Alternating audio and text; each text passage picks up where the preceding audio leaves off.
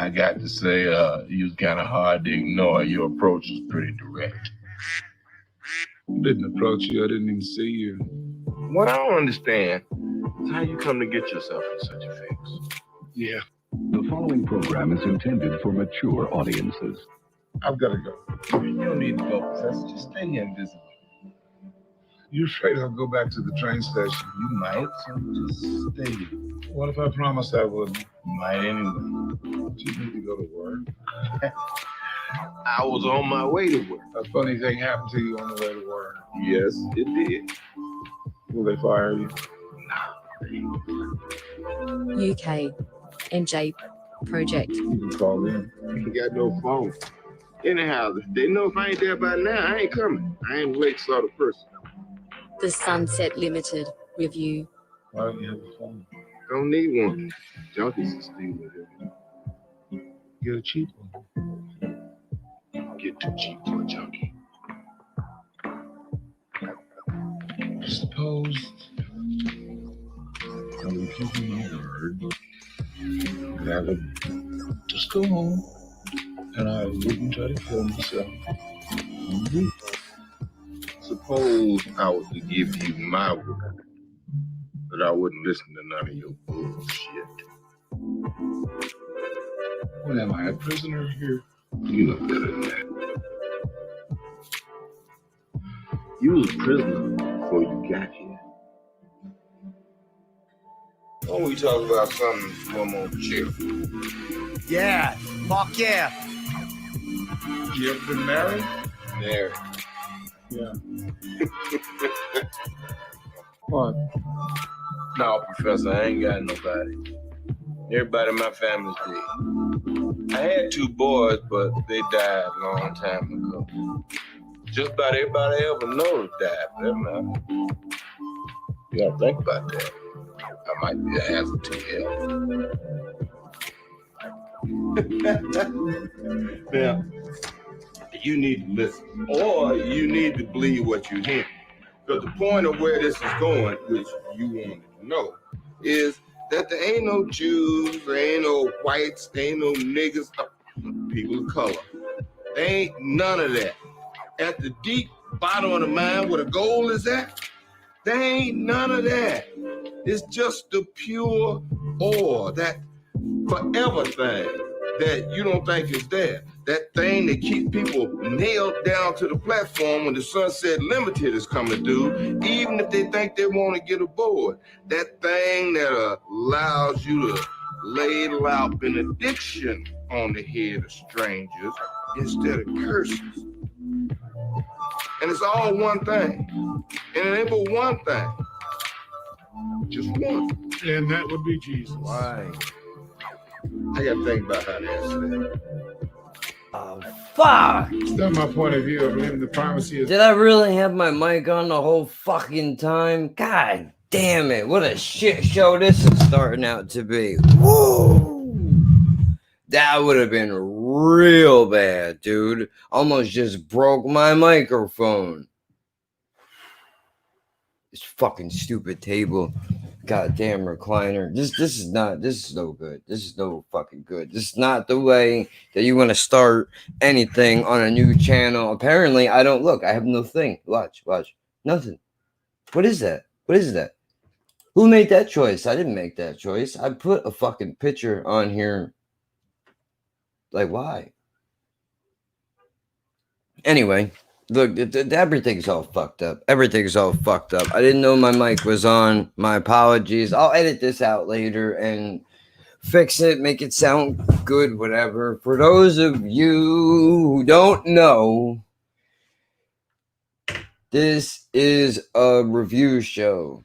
That's what this is. This particular episode is on its own channel for the first time ever, and I don't like, let's move that back a little bit.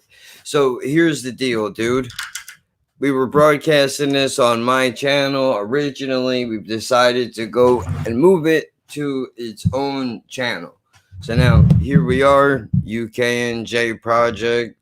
We've already covered Ong Bak, Chinese Hercules, the 2007 version of Hitman, Bloodsport, Taoist Master, and now we're changing it up a little bit with the Sunset Limited. This is the first stream we're doing on this channel, but it will be on this channel from now on. I'm just waiting for BCHQ to get here, who is my partner in crime that I'm doing this show with. Hence the reason why it's called the UKNJ Project, because I'm a Jersey dirtbag and he's from, I almost said New England. Fuck New England. If you're a Patriots fan, you can kiss my ass, son. That has nothing to do with the show. I just wanted to put that out there so everybody knows where my political affiliations are. New Jersey Devils. And I'm not going to mention my football team because they haven't won a game in God knows how long. So it ain't worth it. Anyway, we've done a few reviews already. You know, this one is a little bit different. The others were kung fu based, martial arts based, whatnot. This is terrible. I suppose I should just jump right into it, yeah? While we're waiting to see what's going on. Let me actually load the chat up on the other side of this thing here. Yeah. Okay. Mute it. Just in case he shows up and he's trying to chat and I can't see it. Okay, so here's the deal. Oh, yeah. All right. See, well, see, this is exactly what I mean. You're in here and I didn't even know. Okay, I'm just gonna, I guess I'll send it to you in the chat, but we gotta stop doing that. I'll have to email it to you or some shit in the future.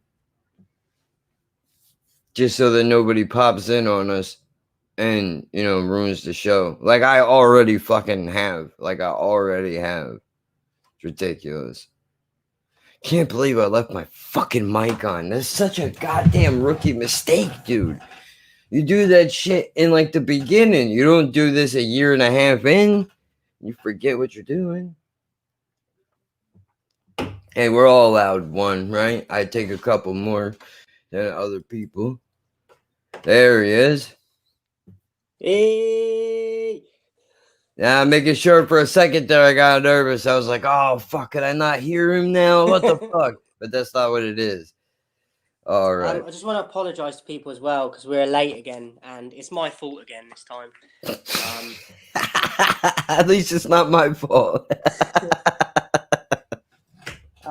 Yeah, my iPad needed charging and it takes forever to charge. I should have done it beforehand, but I didn't plan for it. And then, yeah, it takes forever to charge. And when it's charging, it also, if I'm using it while it's on charge, the battery still dies. So I had to wait a little while just to get enough on it just so we could film. Yeah, it sucks. I hate that shit, dude. It's annoying. It really is. Okay, hold on. Just trying to figure out my placement here. So here's a question. Where do you want to start? Because I have like 8 different ways that I can begin this. I'm gonna let you start because you suggested this film and Okay. you'd seen it before already as well anyway, so Okay. All right, well, before we get into the movie, I might as well, I was thinking about this last night. I've been thinking about this actually since the movie was brought up. But I think that suicide is not something that is brought up often enough. I don't think it's something that a lot of us are comfortable with talking about, especially with the younger people. And I think we need to change that. Now, having said that and gotten that out of the way, if you feel that there's no shame in trying to talk to somebody, and while I'm not a doctor, I've been there. I'm still there. So, you know, people tend to associate a shame with those types of feelings of suicidal ideation and depression and shit like that. But I think to a certain degree, I feel like it's kind of normal that most people at one point in their life kind of go through a little bit of that, whether it's, you know, changing, going through puberty or just high school or whatever. So just understand what I'm trying to tell you is that it probably is not as bad as you think it is. And, you know, a lot of people go through this shit, and it's not just you. I know when I was going through it, and when I still go through it, I feel like I'm the only person in the world who feels that way. But I know that's a delusion. That's my mind trying to trick me into believing something that's not true. So I want to start with that, because this is a subject that is close to my heart for a number of reasons. I mean, this movie alone is, the whole thing is based on basically suicide and religion, which are two main vocal points in my life, being raised Roman Catholic, and then everything that I have going on. You know, so it's a lot. I associate. It's funny because you said, we were talking a little bit about the movie back and forth, that you were like, you know, no offense, that this guy kind of reminds me of you a little bit, and that made me laugh, because it's like, when I watched the movie, I saw myself in that dude as well. So, you know, it's funny to, in a fucked up way, kind of, that, you know, somebody else sees it too. But if you're not familiar with the film, spoiler alert, just in case anybody who's never been here before, we are going to talk about the movie in its entirety. So if you haven't seen it and you would like to, pause this, come back after you're done watching that. You can find it on HBO. Yeah, so do that. Samuel L. Jackson, Tommy Lee Jones. But let's get into this damn thing immediately as we open up. I might as well just put this out there. The whole movie is basically two guys sitting at a table having a conversation. And it's based in a New York City apartment, I believe somewhere in Harlem, someplace like that. It's in a terrible neighborhood, as you can clearly tell from the background noise of the cop sirens and the neighbors screaming at each other and all kinds of shit. One of my favorite parts of the movie is when, I don't know if the lady is underneath them or next to them, but when she breaks a plate and she's like, "You are an asshole." And Tommy Lee Jones looks at Samuel L. Jackson, he's like, "Why do you live here?" That was a funny bit in the film, I must admit, like, because they both look at each other like, what is this? There's so, and dude, I had to tell you, as somebody that lives in an apartment complex, that is the daily energy of what you deal with. I mean, it's crazy, the things that you hear in places like this, and we're all guilty of it, I'm sure. I can imagine what my neighbors must think about us, you know. Especially when you're going off on one of your rants and stuff. Well, dude, you know what's funny is some of the only recently, like this year, this summer, every time I say this summer, I get the movie guy voice in my head where it's like, this summer. I've heard it so many goddamn times. When we were out this, you know, finally got to know some of the people that live in the building, and everybody in here was like, dude, you go off on like a regular basis. I hear you. People have approached Jen on multiple occasions and been like, is he yelling at you? Like, are you okay? Is it safe in there? What's going on? Like, no, he's got a thing. He's doing a thing. And they're like, oh, okay. That makes more sense now. They're like, dude, some of this shit that you say is funny, but some of it's really fucked up. Plus, it don't help that, you know, I throw out all kinds of shit. But yeah, so, you know, these dudes, the movie opens up where they're in Samuel L. Jackson's apartment. And I guess they're basically trying to figure out how the hell did they get there. From I was supposed you could say that the viewpoint in the movie is from the perspective of like a fly on the wall. Because often they zoom out and they show a wide shot of the two dudes talking to each other. But basically, the two characters are white and black. White tried to jump in front of a train, and the character black, from what we gather in the movie, caught him while he was trying to jump off of the platform onto a train, which I don't quite understand how that would be possible for one. Not that I'm trying to tear the like a small detail, but I mean, Tommy Lee Jones is a big guy, so I find it hard to believe that somebody of his size could easily just be caught, especially with the awkward position of jumping in front of a train. But let's say that he did. And the other part is, so Tommy Lee Jones just agreed to go with you into your apartment? That's That what I was going doesn't. to ask you. Like, why are they not gone to a hospital or something? I would imagine. See, this is the tough part because I don't think in any world Tommy Lee Jones would have went from trying to jump in front of a train to having a 2.5 hour conversation with a stranger that he's never met before. But I guess for the sake of the movie, they do it, and that's a good point. Like, how the hell? I guess we just have to suspend belief to a certain degree, which I mean I'm okay with, but still. So here's the part of the movie that really, really fucking bothers me. And it's bothered me every time I watch it, and every time I watch it, it gets worse. There are multiple occasions where there is common ground to be found between these two characters. And the fucking religious aspect of this film just will. The guy is so in love with his religion that he can't even see the good that is in front of his face to help this guy. Like, wait, here's the example of what I mean. They're sitting at the table and he's got the Bible, and Black has the Bible in front of him, and he says, you ever read this book? Now, here's where it starts. He goes, no, I mean, I've read parts of it. And rather than going, I can expand on that, he goes, so have you ever read this book? He's like, I've read the book of Job. And he goes, have you ever read it? No. Why not? I don't know, just not really interested. Rather than build off of, I've read parts of it, I know stories. That was your opportunity right there. You could have built something with this guy. Why is it I was thinking about this last night. I put myself in Black's shoes, and I thought I was in prison.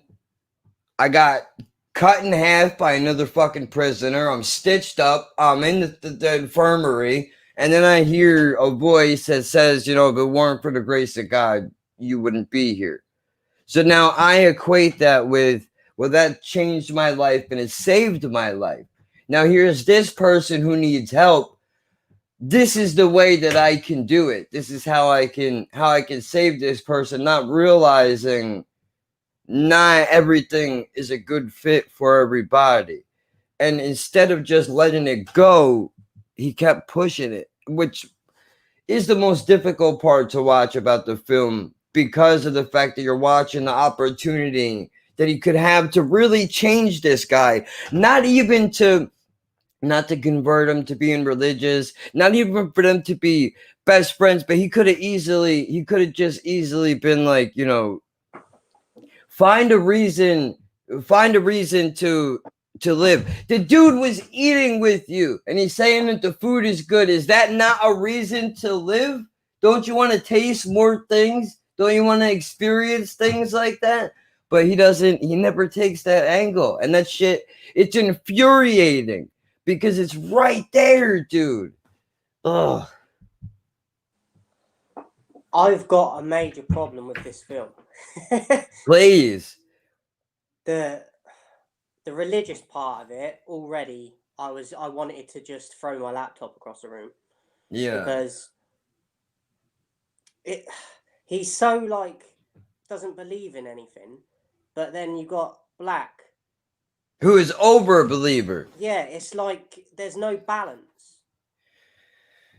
You know what the sad part is, though? I know people that are like that. Oh, really?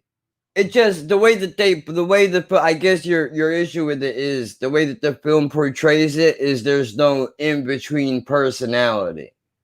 Yeah, and he doesn't want to believe in anything, and then Black's almost wanting to like do anything in his power to get him to believe in it. And I'm like, what Yeah. are you forcing it for? Like, Yeah. and then he's got the book on the table and that, and like just his character as well was so, I felt like he was too animated. And then you've got Tommy Lee Jones's character who's the Who's not exact animated opposite him. enough. So I just felt like it clashes the whole film. And I couldn't stand it. Like the religious side of it pissed me off because like I hate that anyway, just in life when people are like, with Pushing anything it. really, but with religion especially for me, because I don't believe in any of that. Like when people are that pushy with it, it just makes me want to just cause harm to them if they keep doing it, because I'm Yeah. like, it's fine, you believe in what you want, but don't push it on me. Yeah, like don't you understand that's how war starts. That's how bad things happen, is trying to push religion onto each other. There's not very few good things have come from religion. And look, AA and NA are two of those things. Those programs are wonderful and they help a lot of people. Some people can stay clean and sober because of 12 steps, or some people need to just uh give in to a higher power, whatever it is. And I'm grateful for those people that those programs exist, but I think it's a lot more division than anything, which is a big issue that I have with it as well. Just what always bothers me, dude, is like I'm right and you're wrong, and if you don't believe what I believe, then you burn in hell and fuck you and infidel and all that. I don't like any of that shit. Like, dude, you don't know if your guy is right. You never figured it out, so shut up. You know just about as much as the rest of us, so let's calm that idea right down. But I do know people. I know people who are overly religious, like Black is, and I know people who have no well, that I think that was the one good thing about the film, is that they did capture those people exactly the way that they are. The overly religious person and the atheist guy who is depressed and doesn't believe in anything, but he does believe in things. It's just that he doesn't believe in religion, but there's a reason for that. I think he even wanted to give that reason. But he said the things I believe in were very frail, but he's talking about culture, music, books, people art. Because he says the things that, well, he said another thing that really stuck out to me. He goes, Black says to White, he goes, so wait a minute, the reason why you jumped off the platform, is basically because of education. It wasn't anything personal. And White looks at Black and he goes, no, that's what an education does. It makes the world personal. So this guy is a college professor, I would assume. I want to know what happened that you felt that everything came, because I know I've been there. I mean, did he hear a mumble rap song and went, fuck, it's all over, dude, I gotta go get in front of a train, I can't take it anymore? Like, I could understand, but we don't really ever find out. Do you have any theories as to what is going on in the film? I thought maybe like his wife or like a kid that he had might have died or something. Because he's so like pessimistic and just like I found Something it really hard happened. to get through that film, like because I was already annoyed with Black because of how over forceful he was, and like just I just felt he was over the top, and and then and then you've got White who's just so like bleak and depressed, and I was like, "Oh, I hate this film." I love it though, dude. I love it for all the reasons that you hate it. I love it. Because I understand. Look, I've been like White is in that film in terms of like the negativity, and but because I've done that for so many years, You don't I even got want to fed see up it. with being like that, and it's not easy to change, and I still get like it, but I don't get like it as is in long periods like I used to. But I think that was partly why I found it so hard to watch as well, because it hit a nerve with me. But then I'm like, but this character he doesn't want to change, and that was pissing me off as well. But I kind of understand it as well, because like I said, I've been there like he's been before, so I understand when you're in that place that people can't tell you anything. But it just still hit a nerve with me, because I was just like, oh, this is just irritating me. Like, I wanted to just, like, I got what Black was trying to do with him in terms of, like, trying to make him look at, like, things that are good about life. But then Yeah, but at the same, he jumps in with the religious shit again. well, that's what I was gonna say. Every time you have a decent point, he even does it. He even does it when he's talking about what the fuck is it? Where he says, "Yo, your journey, basically your journey is your own journey, and you gotta live life like however you gotta do it." He connects it somehow where he makes some point about living life, and then out of nowhere throws Jesus into it. Like, it was absolutely unnecessary. And then you can see the frustration in White going like, "Oh, you're telling me I need Jesus." If I was that, I don't understand how this guy doesn't say like, "All right, this strategy isn't working. Maybe I should lose the God bit, even a little bit, little bit, just a tiny bit." But this is no. the problem. Like, people are going to get offended by this, but when you're that passionate about something, like, you think you're doing a good thing, but you're not giving the other person a chance. Do you know what I mean? You're forcing it on them. Right. You're not giving them the option to, like, be like, yeah, you're right. You're like, I'm telling you I'm right, so you better believe me or I'm not helping you. Like, that's not helping at all. And the thing, I just had, there let it me is. just say, so I think I've said it in another stream. Like, what annoys me specifically with religion as well, someone could be suicidal, and they're like, the other person might reach out to them and be like, just reach out to God. God will help you get through it. What about if you're not religious? Already, Like, how your argument is out the window. I've never been religious, so I turn to something I don't believe in. How is that helping? not only that, but why turn to God when I could maybe turn to you? Yeah. Somebody that I know that maybe could just listen for a little while and talk me off of a ledge. That's more important than, I think. I know religion is valuable for some people, but sometimes even just listening to somebody, even for only a little bit, sometimes it does a lot more than, but everybody's just so afraid. And I get that too. You don't want to feel bad. Like, what if I try to talk this person off of a ledge and it doesn't work and they kill themselves? Then I feel bad. But that's not your fault. That's out of your hands. As long as you try to do something, that's all you could do. You can't be upset. I know how easy it is to beat yourself up, but you can't do it. These are their choices at the end of the day. I mean, did you think watching this movie kind of made me think that these dudes might be the same person? What do you mean? Okay, I think if you step outside of the film a little bit, it's almost like Black and White are two sides of the same person, and this dude is struggling with the idea of keeping his faith, which is why the neighbors are in the background as loud as they are, and the cop sirens, and all of these things are happening. I think I can't have a phone because it don't get too cheap for a junkie. All of those things, it's like his foundation and his faith is shaking, and it's almost like he's arguing with himself.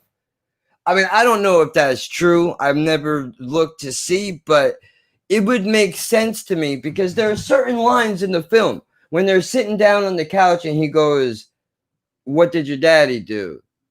He goes, "What?"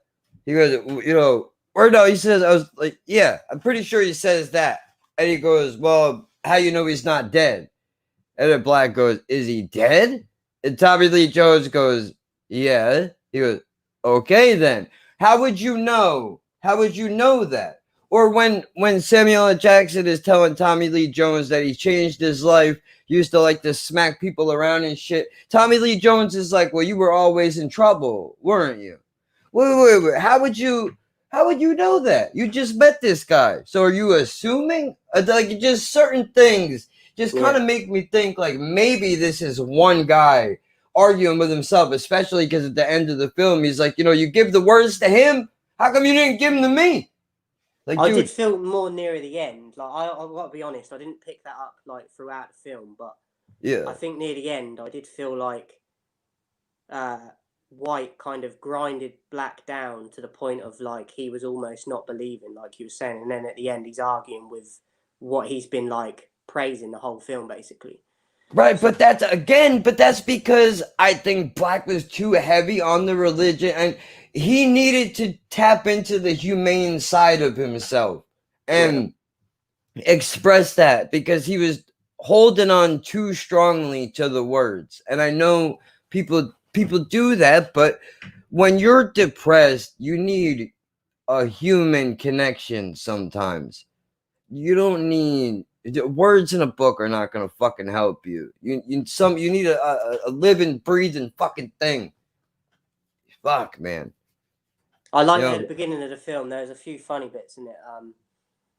Near the beginning, White tries to leave. He's like puts his coat on and you always put your coat on like that? He's like, what's wrong with the way I put my coat on? He's like, where you going? He's like, I'm leaving. I'm going home. And he's like, Oh, yeah. I'm coming with you. And then he's like, no. He's like, so where you going? He's like, I'm going home. And he's like, I'm coming with you. And then he like goes to sit back down. He's like, you're not coming with me. And then he sits down because he's like, I'm not leaving if you're gonna like follow me. It's like, so what's the problem? You can come home with me, but I can't go home with you. He's like, no, that's not it. He's like, what? So they don't let black folks in there? And he goes, yeah, I mean, no, of course that's not it. Of course that's not it.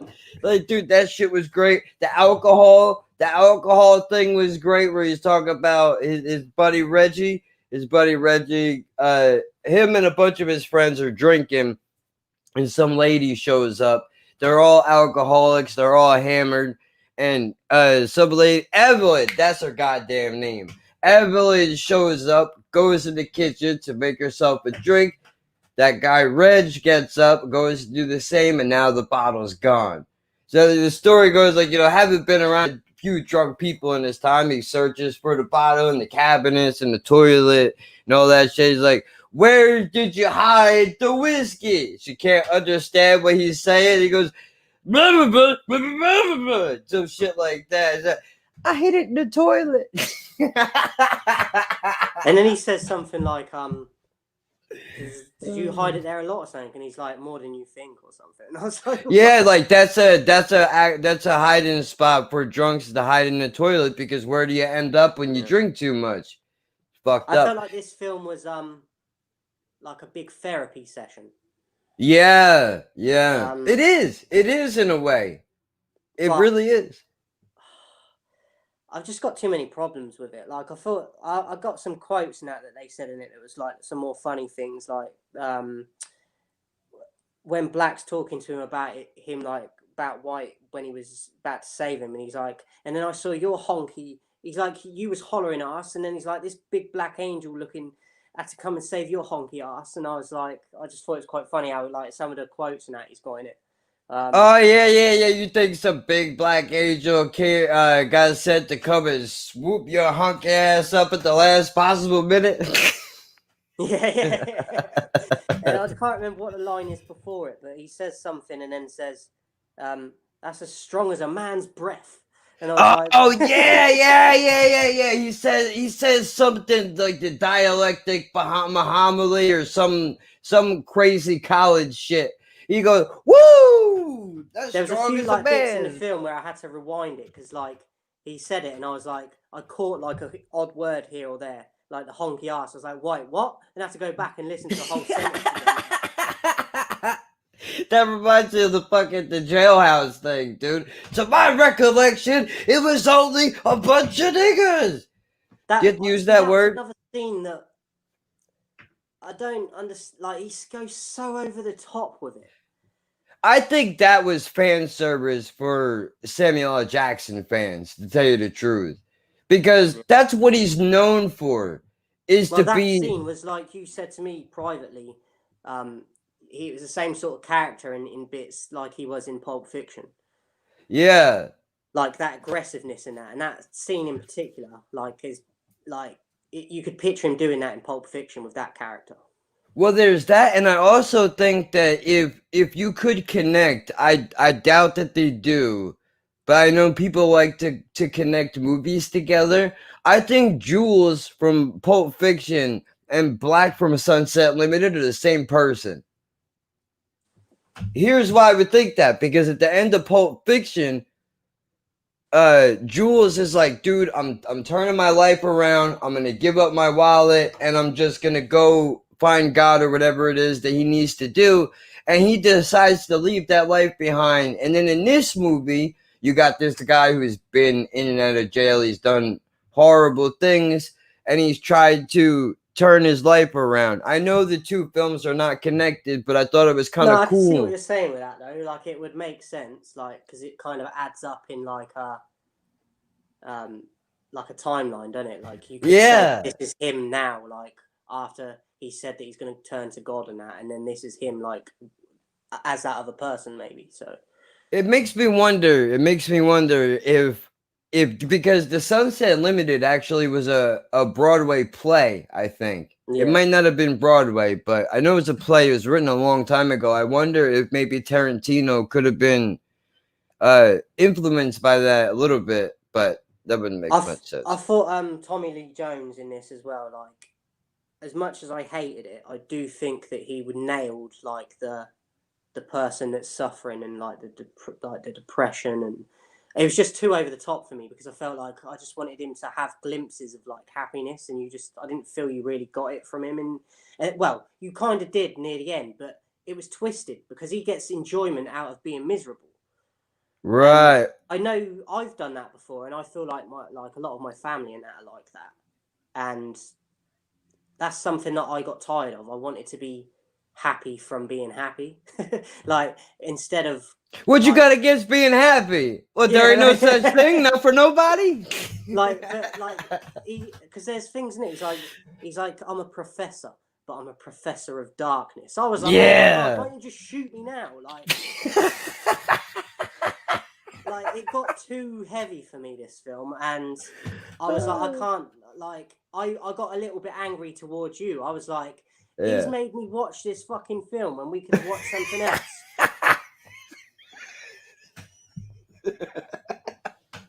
I mean, I thought if anything, I knew the negative. I would have liked it, but another thing. I think that they should have added the scene at the train station at the beginning. Yes, 100%. Even if they don't really add a lot of other scenes, and the rest of the film is how it is, I think they should have had that at the beginning of the film instead of them just immediately being in his flat.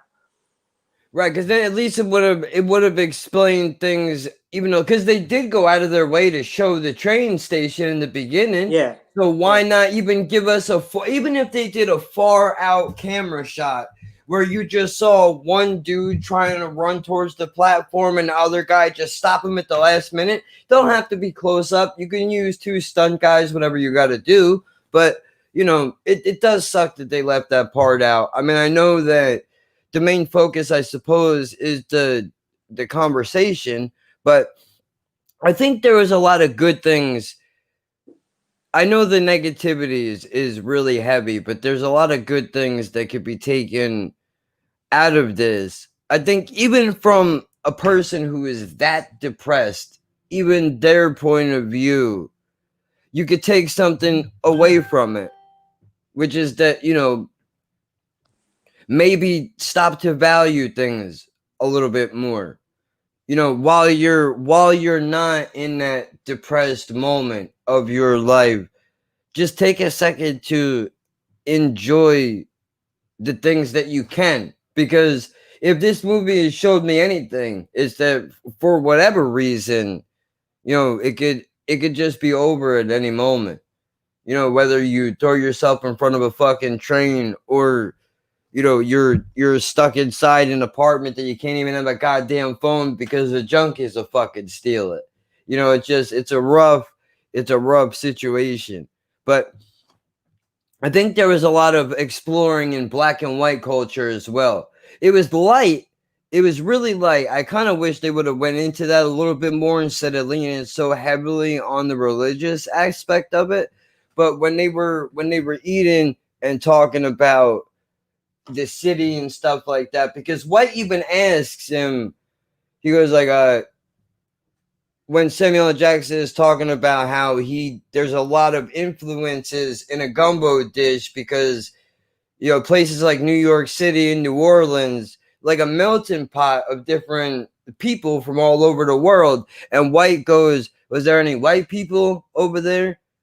And it kind of gets dismissed, but I thought that was a fair question for him to ask, being the age that he was. Like maybe he sees, I think maybe part of the thing that could have drove him for somebody to ask a question like that, maybe he felt that, he wasn't able to connect with other people, especially those who were different from him. Because if you notice, when they're doing great, like when Black goes to say grace, he grabs White's hand and he has it like this and is sitting down at the table. And White kind of looks over at it for a moment and he's staring at it. And it's almost like, I don't know how you took it, but in that moment where he's kind of looking at him doing grace and holding this dude's hand, it's like, to me, I think he looked at this guy like, this dude brought me into this. He doesn't know me. And he's grabbing a hold of my fucking hand like we've known each other forever. And he just met me today. I don't think he ever had any kind of contact with another person like that, which may have been the reason why he even stayed as long as he did. Because maybe on some subconscious level, he wanted that connection with another person. He just wouldn't allow himself to bring his defenses down long enough to be able to experience it. I think that's one thing they've got in common that I would, even though he mentions that he's got friends in that Black, I feel like they're both loners.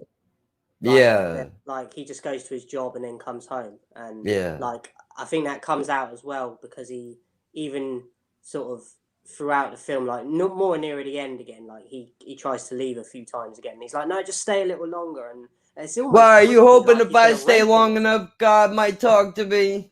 Yeah, like I think that screams like the loneliness and like they want a bond and But then you got like White's character who's reluctant because he's almost more comfortable. Do you know what it is as well? Like it seems he's more in a dark place than Black, but I think he's more come to terms and content with like accepting being alone, where I don't think Black is. And I just realized this. You're a fucking murderer, right? In the film, he said, who would claim to be a murderer that wasn't one? And so if you were a fucking murderer, dude, then why are you so put off by suicide? That don't even make sense. You would think somebody that was convicted and put in prison for murder could look at somebody that wants to kill themselves and be like, I get it.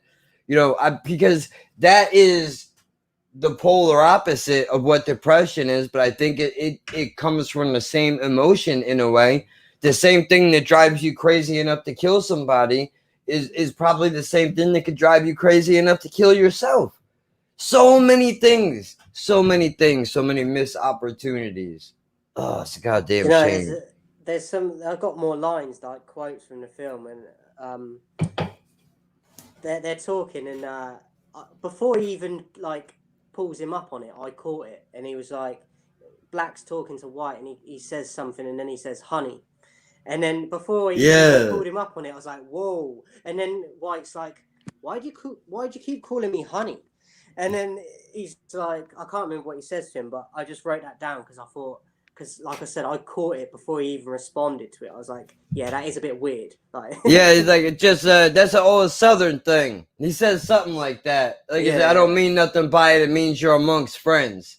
That was weird though, because I've never heard anybody do that either. But that definitely does sound like a Southern thing. And another one that I think's one of the standout like bits of like dialogue is he says they're on about like poverty and that, and Black says poor people need to innovate, and I was like, I wanted to that was my favorite line in the film because I thought like we've spoke about it on other videos and that where we're like you're doing with like and you're doing with the clothes and stuff like just trying to be a creator of things when you might not have a job or you got low money, like you have to be more innovative than other people are. And I just that stood out to me that line in the film because I was like, that's like so true. You have to like try and create and be more innovative if you are struggling and more than like your average person is. Well, I mean, as you said, that kind of makes me realize how many people probably don't know that because we've been so. I mean, I've lived that way my whole life, so I don't really know anything else. But it's funny to think that there are some people that don't have any idea what that's like to have to do that. What blows my mind even more is people who have money but pretend to be broke. That shit don't even make sense to me. If I had, oh, forget it, dude. I'm not even. I've been broke for so long. I've given up the illusion of wanting to be rich. I just want to be able to not starve. That's it, and that would be a victory in and of itself.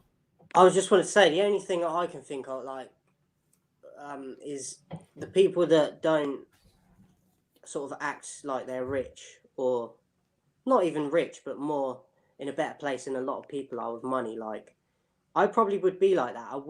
I don't think I would show it off really because I feel like then people come to you and expect it from you. Like, they always want handouts and I'm not saying you shouldn't help people, but people take the mick with it. Like, you give them an inch, do you know what I mean? And they just take the mick with you for the rest of your life. I get it from that side. Like, I probably would do that because I feel like people would just be always looking for favors. Well, I mean, I know a dude who was a rich guy from real estate, flipping houses and shit. And this dude was fucking paid, bro. Have everything you could, like multiple fucking houses, businesses, cars, whatever you could think of. And he would dress intentionally like a fucking slob, hair a mess, overgrown beard, ketchup stains and shit on his shirt, pants are stained up with paint and shit. And he tells us, me and my buddy, he tells us a story of how, because my friend's mom was on and off dating this dude, so he used to hang around my friend's house a lot. He would tell us stories of shit we would listen to because, I mean, obviously the guy's rich. Maybe you pick up on something. You never know. But we listen to everybody just because you don't know where you're going to get an education from. But the guy says basically, one of us asked him, like, dude, if you have money, why the fuck you walk around and looking like you're poor? I don't understand. And he's like, dude, listen. He goes, this is a very important thing. He basically said what you just said, which is that when people know that you have, all they want to do is take advantage of you. He goes, but more importantly, he goes, let me tell you a story. I went to a car dealership to go get a car, and I dressed badly on purpose. Stained up shirt, the whole thing. I walked in there. Now he goes, I have whatever the amount of money is. Let's just say it was $1 million. I got $1 million in a briefcase in my car right now. This dude doesn't know that. I want to walk into this dealership and I want to see how this person is going to treat me when they think I'm a nobody. So he tells a story of he goes in there, some guy blows him off completely because he looks like a hobo who can't afford anything. So he leaves, he comes back the next day, and he tries a different salesman. This dude does everything you're supposed to do. He goes through the whole situation, does the whole thing. Guy comes back like a week later in a fucking suit, hair slicked back, the whole thing. The guy that dissed him earlier that didn't want nothing to do with him, it runs over to him like, oh, let me help you. He's like, no. You don't even remember me. I was here last week. You didn't want to be bothered. So, and then he goes and makes sure that the other dude gets the commission. But he's like, the reason why I'm telling you this story is because it's important for you to know the way that people will treat you when you don't have anything. Because that's how you can figure out who to keep around you in your life. You want people to treat you the same way they would if you were broke as if you're rich, because really that's what it's about. It's not about how much you have. You're only as good. He said, I'll never forget this, dude. He goes, the world is full of nut jobs, peckerheads, and wingnuts, and you're only as good as the assholes that you surround yourself with. So you have to remember that. And this is coming from a fucking rich dude. So I mean, I always kept that in the back of my head. I always thought that was interesting. I mean, it's true. You could definitely, I've seen it even on my level, dude, being broke. People act differently from the first of the month to the fucking 25th. When you run out of money, people talk to you differently. And that's even on my level. I can't imagine what people would act like if I actually had something that was worth something. I wouldn't know what I mean, dude, people think that we're fucking rich. Not to get too far off topic, but people see a couple of t-shirts and they think we're rolling in dough. We haven't sold shit. But everybody just automatically assumes because we're on the internet and I'm talking about that the shirts are available that we're all of a sudden we're just pocketing the money away. We're acting like we're poor. I would like no, but yeah. I think also another thing that I would say about the like not sort of flaunting it when you've got the money is that when you don't flaunt it and you have got the money, you don't waste money on shit that's not going to make you more money or just be able to save more money because you're not spending it on like clothes and that. You can put more away to save. Yeah, definitely. I mean, the only thing that really changes is really your diet, probably, and you're living where you're living and how you're living. Although, I mean, even if we came into a decent amount of money, I would still rather live a little bit under the way that we should. Like I've seen people, you know, as soon as they get into a little bit of money, they got the brand new car, the bigger place, and then you're just making it more difficult on yourself to keep that shit up. You want to be able to. They'll keep that job for the rest of their life that they hate. They probably end up like maybe suicide or something, or divorce, or because you got all this stress of paying the bills in a house that's probably got more rooms in than you actually need. And that you don't ever have the time. You don't ever have the time to even see those rooms because you got to be at work all the time. That's why I don't understand the logic behind it. But so many millions of people do that, and I just can't understand it. It's because they want to look better to other people. That's all it is. I mean, honestly, I don't care what people.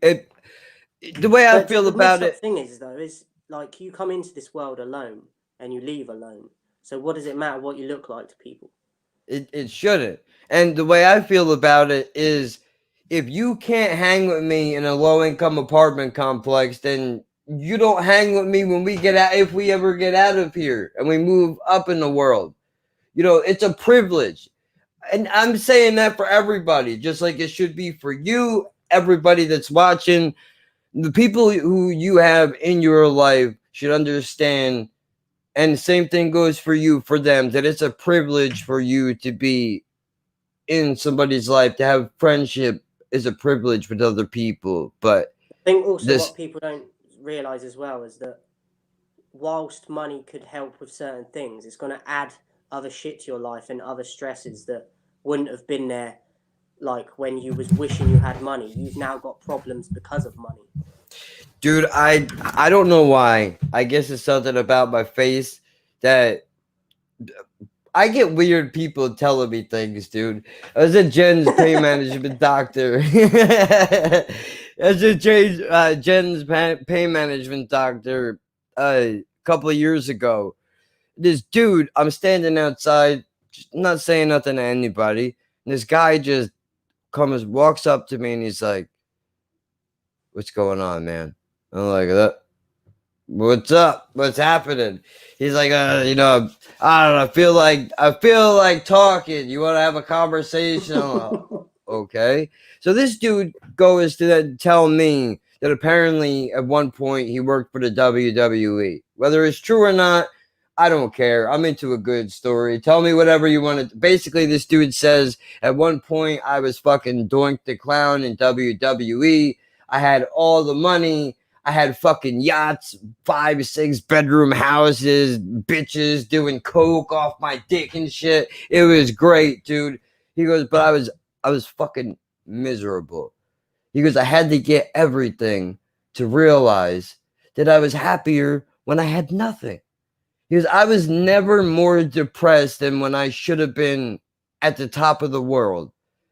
But I wasn't, because all I could think about is the people who were around me that just wanted to be around me because of what I had, not because of who I was. And all those people who actually cared for me, I threw them away for these people. Yeah. For these people who don't care for me. And it's like I had to learn the hard way. Lost my kids, my wife, all that expensive shit is gone now.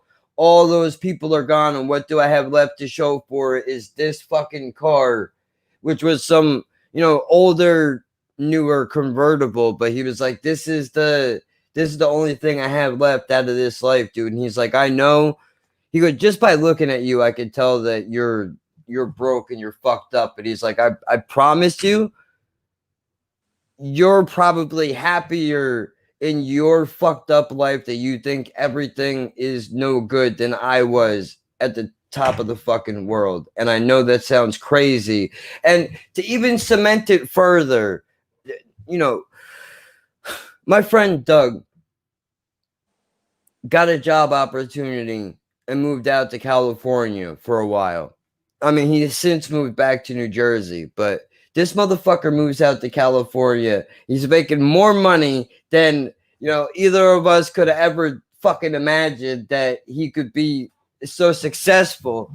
And, he calls me one night from California, dude. And he's like, he goes, dude, I got to tell you, I've been to the other side, because we always would sit around like we're in the parking lot in a low-income apartment complex, fucking smoking cigarettes, talking about how great life would be if we had money versus what it is now. And he's like, dude, I've been to the other side, man. And he's like, I have to tell you, like, I know you're going to tell me that this is cliche and it's stupid and you're not going to believe it. He's like, but you're better off where you're at. At least you have Jen, at least you have friends, you have things. I have all the money and now I have nothing. There's nobody out here that I know. I'm in my studio apartment that I paid $2,500 for a fucking month that I barely spend any time in. And then it went to reverse of that. The coronavirus hit just as he went out there.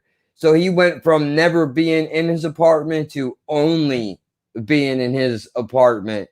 But basically why I bring it up is because he said that, making all this money, I was happier.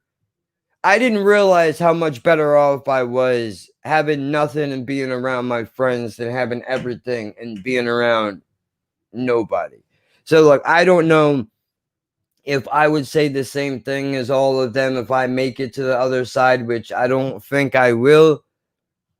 But either way, at least that's their perspective. I have to believe that two people can't be wrong. Both people on different levels of success have made it to the other side and have been like, it's not really all it's cracked up to be. So I'm telling you this not to be content with being broke, because I'm gonna tell you now, I'm not comfortable with just living the rest of my life on food stamps. That's why we're doing this shit.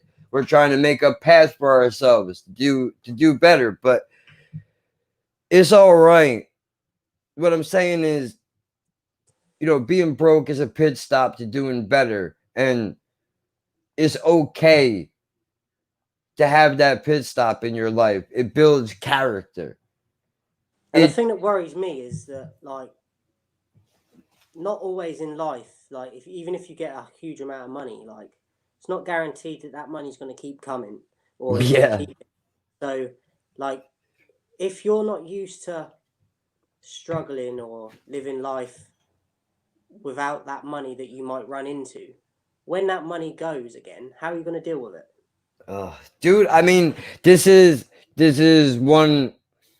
I'll borrow the. I'm gonna paraphrase a Jadakiss line, but he said basically along the lines of everybody who came up rough now is thankful because we've all been prepared for this moment in the coronavirus or whatever it is, where now it's you have to stretch everything that you have. All of us that have been broke for this long, we're used to that life where all these people who have been spoiled now. That's why I think suicide rates are up and all that shit, because those are people who have never had to, not to even say anything bad about them, but they've never had to do that. So they don't know how to deal with it. It's something that they can't wrap their heads around.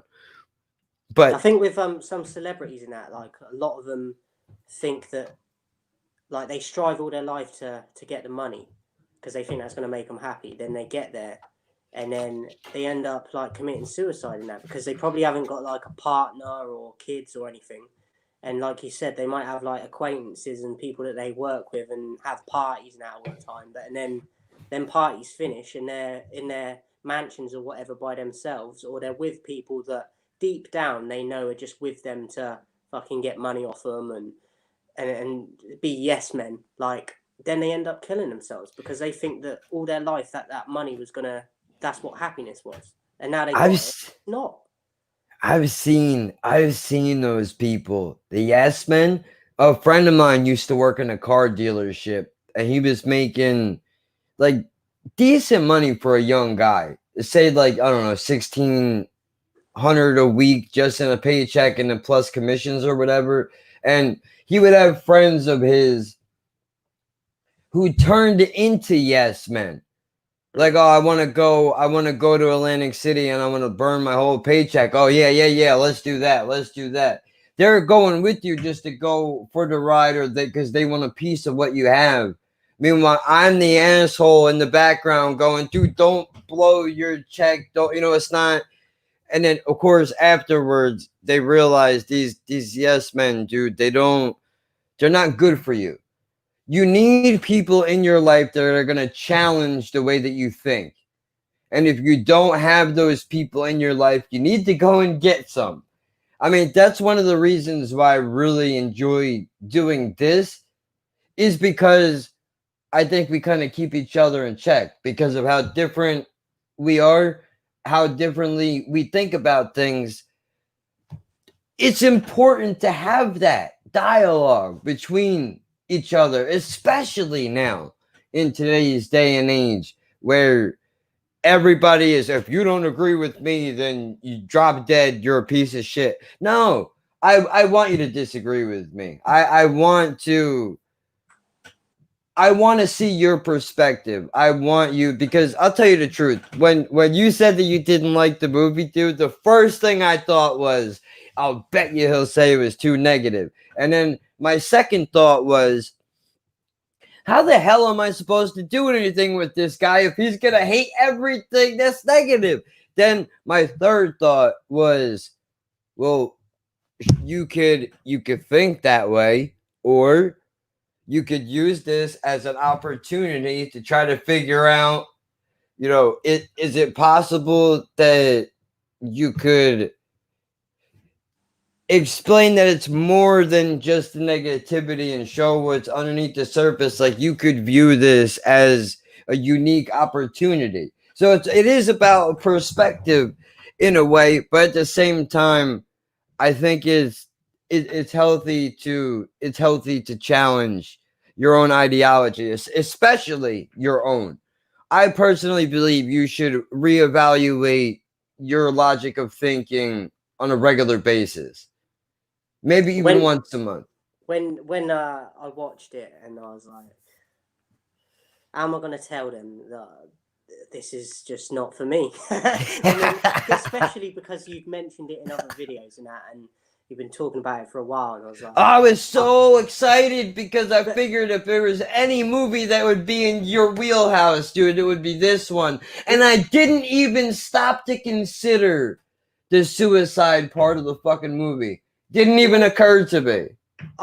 see, I think that there was a chance I could have liked it, but I just think how they did it, like, I just found it really like Heavy-handed. Yeah, and because of that, it didn't hold my attention like I thought it was going to. I was Yeah. frustrated by it, and I found it boring.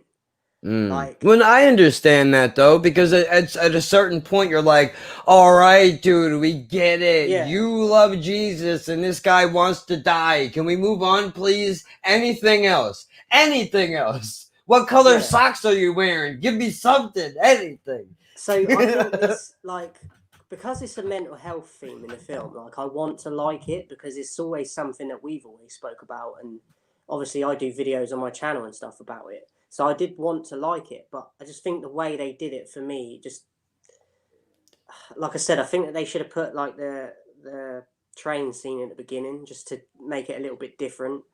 Because if you're going to go into the film after that with just one setting, like, I just think it's just too much. Especially when the characters are extreme as they are, like opposite ends of the scale, like, and you're in one setting, it kind of feels like you can't get a break from the film. Yeah. It's just But too heavy. yeah. But no, that makes sense too. I mean, maybe that's the reason why they moved from the table to the couch, just to give you an illusion. Yeah, that's not good enough. Yeah.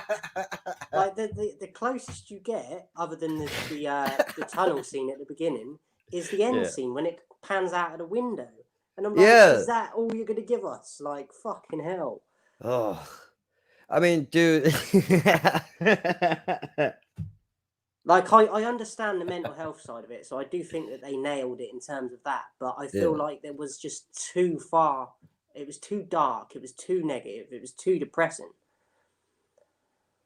I mean, also, I guess in a way you could kind of look at it as, I think this movie is trying to say, don't be either of these people.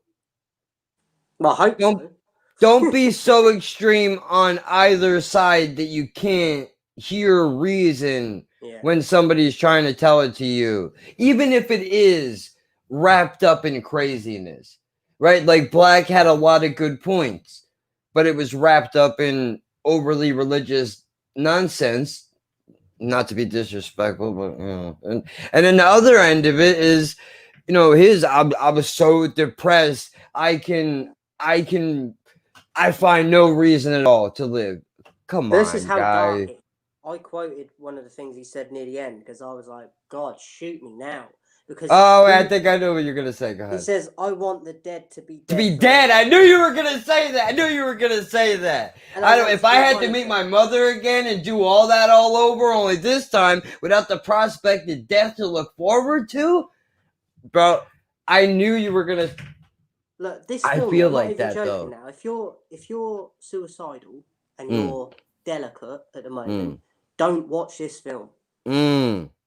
Strong point. I literally feel it would push people over the edge. That's especially a good point. If they've got a religious background as well, because then you're getting both. You're getting hit by both of it. That's powerful. I didn't consider that. I didn't even consider that.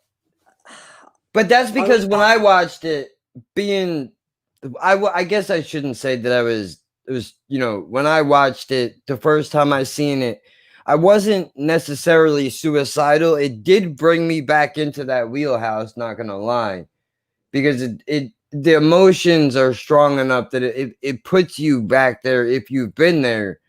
But do you know what I think as well? I just thought of, because it's all mental health based and that, because they're in a room. I've spoke about it in other videos. Like, you're essentially in a box, so you're in like a prison really, because you're in a room with walls and a door. Especially if there's not any windows in that, it's literally like a prison because you're not outside in like space. So I think that adds to the film because it's just one setting. It's like claustrophobic, and it focuses even more on the dialogue and like the extremes of both of the characters, and I think that adds to it a lot as well, which is why I think you need scenes in it to break it up through the film, like whether it's at the beginning or at the end. Or they should have done it. I think they should have been a scene at the beginning, maybe one in the middle, I don't know what of, and then maybe one at the end of maybe just maybe walking down a street or something, because I just think it's too overpowering in one room.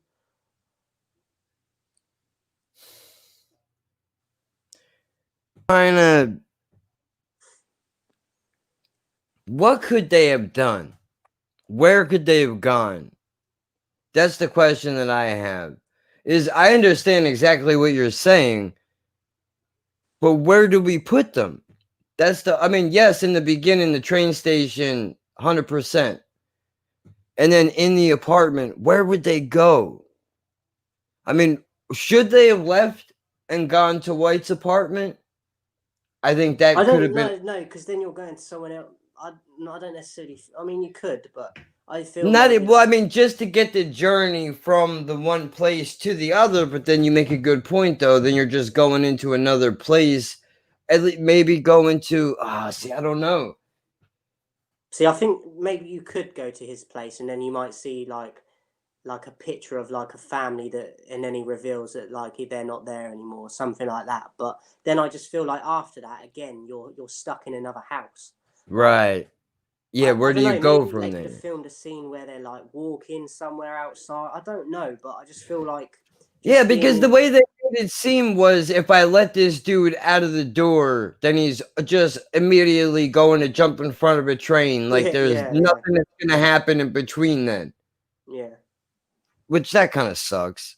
I mean, I'm pretty sure I watched a brief behind the scenes thing on this a while ago when I first saw it. And I think they said that they kept it as basic as possible so that the viewer would focus in on the conversation. I'm pretty sure. I could be wrong, but I can understand why do you feel that way. Especially because, well, I mean, I give the movie credit for this. It has balls to even attempt to do something like that in the day and age that came out, because I'm pretty sure this movie came out in 2018. I did try to look up an IMDb to see what the movie budget was, but they don't have the information listed anywhere that I was able to find it. I'm sure I looked it up the other day, and it was like I'm sure it said like 2011 or something. Oh, it might have even I'm been. just It trying to have might a look now, but yeah. 2011. Yeah, I don't why I said 2011. Fuck, where was I at? That We was were in the the year I apartment. started my channel. Really? Yeah, you started a year before me, I think. Because my channel I made in 2012. I started making shitty beats, and then I let it go for a couple of years, and then I came back and fucking did this shit. But let me just go over that line again, just to give people. This is how dark the film is. I want to be dead. I want the dead to be dead forever, and I want to be one of them. Like, come on, shoot me now. He says, what does he say? Here's my news, Reverend. Yep, that's the whole thing. That's the whole thing. And that the other part you probably hated where you go is everything you do closes a door somewhere ahead of you. Yeah. But I kind of believe that though. Not in the way that he said it wasn't a negative connotation, but don't you kind of think that every choice that you make excludes a different opportunity that you could have had? Not necessarily saying it's a bad thing, but like say you chose to do YouTube, maybe that closes a door for you to do something else because you're doing this. It doesn't necessarily mean it's bad. He just chose to take it that way. Yeah, but yeah, I agree. Like, I think that's true, but it's your perspective of how you look at that. Like you said, it doesn't have to be a bad thing, but it's literally like everything that's suggested to him in this film. He's like, why? He's like, what's the point in that? And I'm just like, oh my god, like it's just so. I mean, there was one part. There's one part where he was like, where Samuel L. Jackson's like, dude, I know it's cold and it's dark, but you just gotta turn your collar up and keep on walking. And Tommy Lee Jones is like, I can't. I Yeah. can't do it. Like, he wants to, but then he goes and says some shit like, I want the dead to be dead. You know, what does he I've got say? another line from Black that sort of goes into what you were saying, because he says to him, "You have light all around you, but all you see is darkness. Maybe you're the shadow." Like, come on, that's like bars, like rap. Yeah, he says, he goes, I can see the wheels and they're turning. You're clear as glass. How come you can't see yourself? Yeah, like, dude, yeah. Oh, god But damn I it. just thought that was another like that's a hard hitting line for me. Like, there's all this light around you, and all you can see is darkness. Have you considered that maybe you're the shadow, you're the darkness? Like, come So on. what do you think that means? What do you think that means? That, like, he is his own worst enemy. Like, he is the problem why he feels like he feels. Like, I got the impression that he's saying it's no one else's fault but yours. Right, I see it. So in other words, like, you could be happy, but Yeah, because he's making a you're choice. Like, he's choosing to be like, what's the point about everything? right. Okay, I see it. That makes sense. Because I did kind of, well, not to, I want to go back to what you were saying, but another thing I did like about these characters is that Samuel L. Jackson wasn't afraid to say, I don't understand, what does that word mean? Can you explain it to me? And I'm sitting at home like, please explain it. I've never heard this word before. You know, I want to know what does it mean so I could use it. But I did enjoy it. I did enjoy that. And that There was a part in that, actually, I can't remember what the word is, but he says, I don't know what that means. And it made me laugh because I knew what the word meant. I can't remember it off the top of my head now, but I think it made me might have laugh been because, facetious. yeah, and then he's like, I don't know what that means. It just made me laugh because I'm like, he's about like 30, 40 years older than me and you don't know what it is. But at the same time, it's good, like you said, that he's not like afraid to say that. Yeah, don't be afraid to talk down to me. You know, Yeah. like that's, yeah, like, dude, please explain to me. The other thing, terminal commuters. Terminal commuter. That one of my favorite lines in this film is where he goes, "So there's no hope for other pilgrims looking to kill themselves." Like, you call them a pilgrim, dude?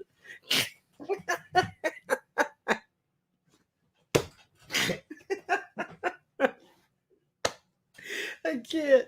I've never heard anybody call somebody else a pilgrim before that, and I have to figure out a way to bring that into my day-to-day vocabulary. Oh You know what's God. interesting about this as well is, like, we spoke a little bit about it earlier, is at the end, like, even though he's a negative, like, person in the film, when he leaves and then you're left with Samuel Jackson's character, it's literally like he's the one that's now suffering. He's in a worse place than the other guy was because he's gone and he may kill himself, he may not, but he's gone off now.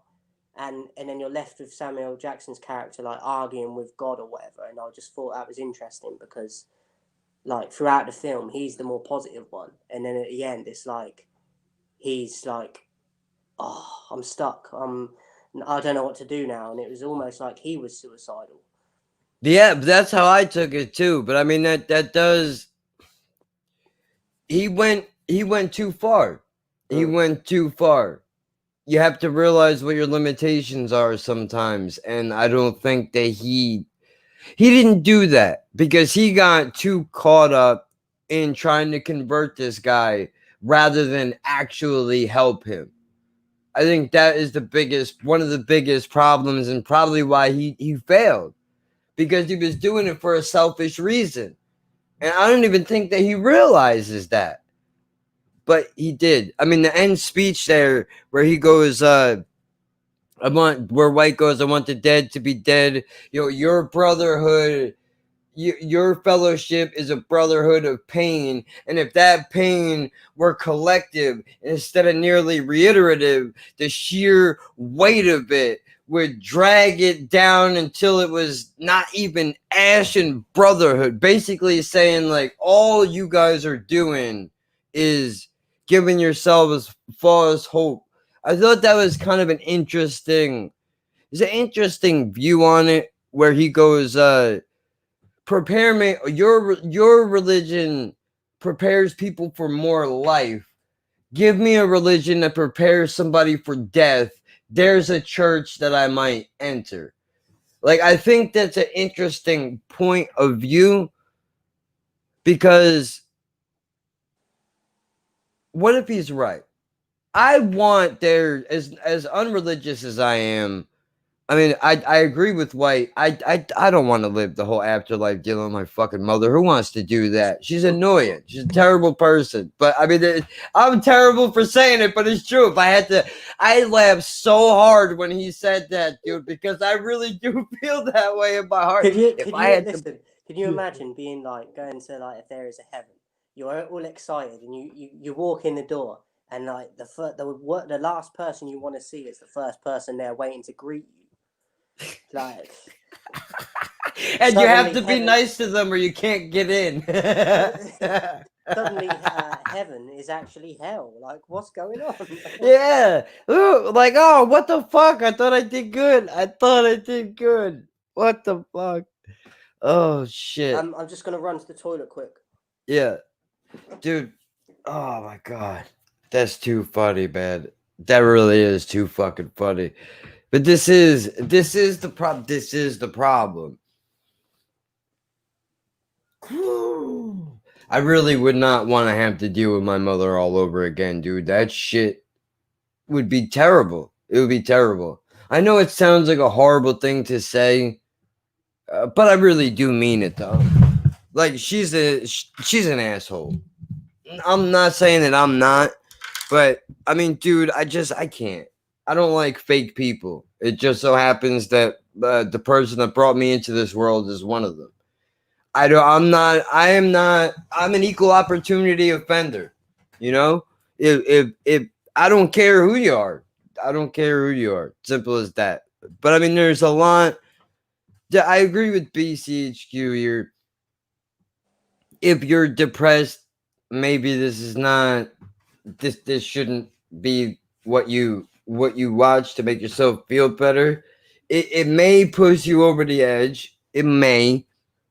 But at the same time, if you feel like there's nobody that you can relate to, I think hearing this guy say these things might help you, because I know that it helped me in the sense that, you know, I needed to know that other people in the world felt like how I did at this point.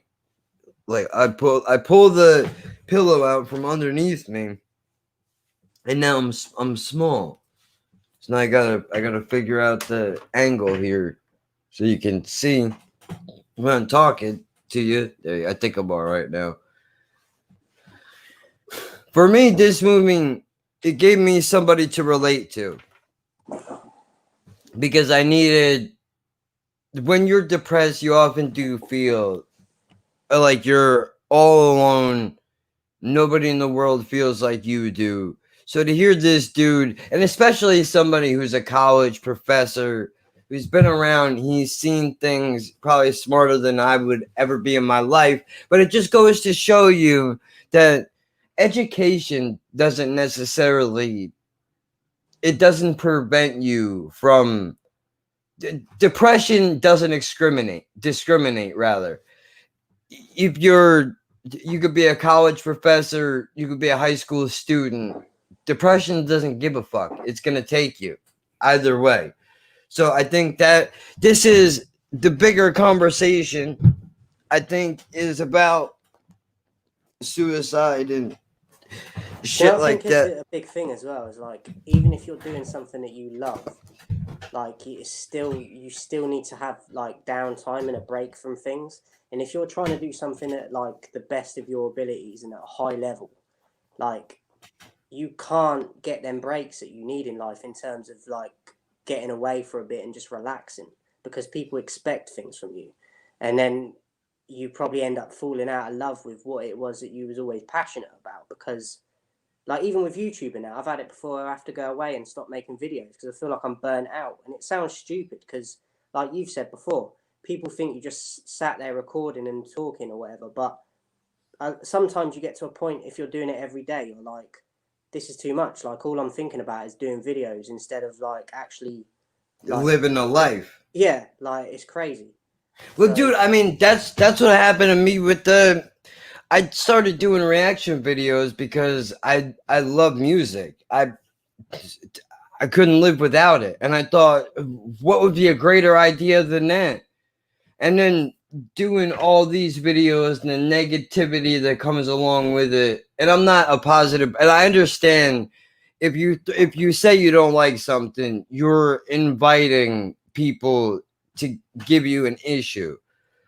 At the same time, what's the point of doing a video if I can't be myself? I do enough pretending when I have to go to the bank or the psychologist's office. I don't want to pretend on YouTube. But I mean, in all seriousness, though, I felt burnt. I was doing 4 videos a day. I burnt out real fucking quick. Where I even went on a live stream. It was like, dude, I don't want to do this shit anymore. Like, can you do me the favor and fucking support this new thing I'm gonna do? And of course, majority of the people didn't. And even there was a few of them that were like, oh, I'll be around, I'll keep an eye on what you're doing. And they don't. But you know what though? You have to pursue what you really want to do. I had a choice to make. And that was I could be popular or I could be happy.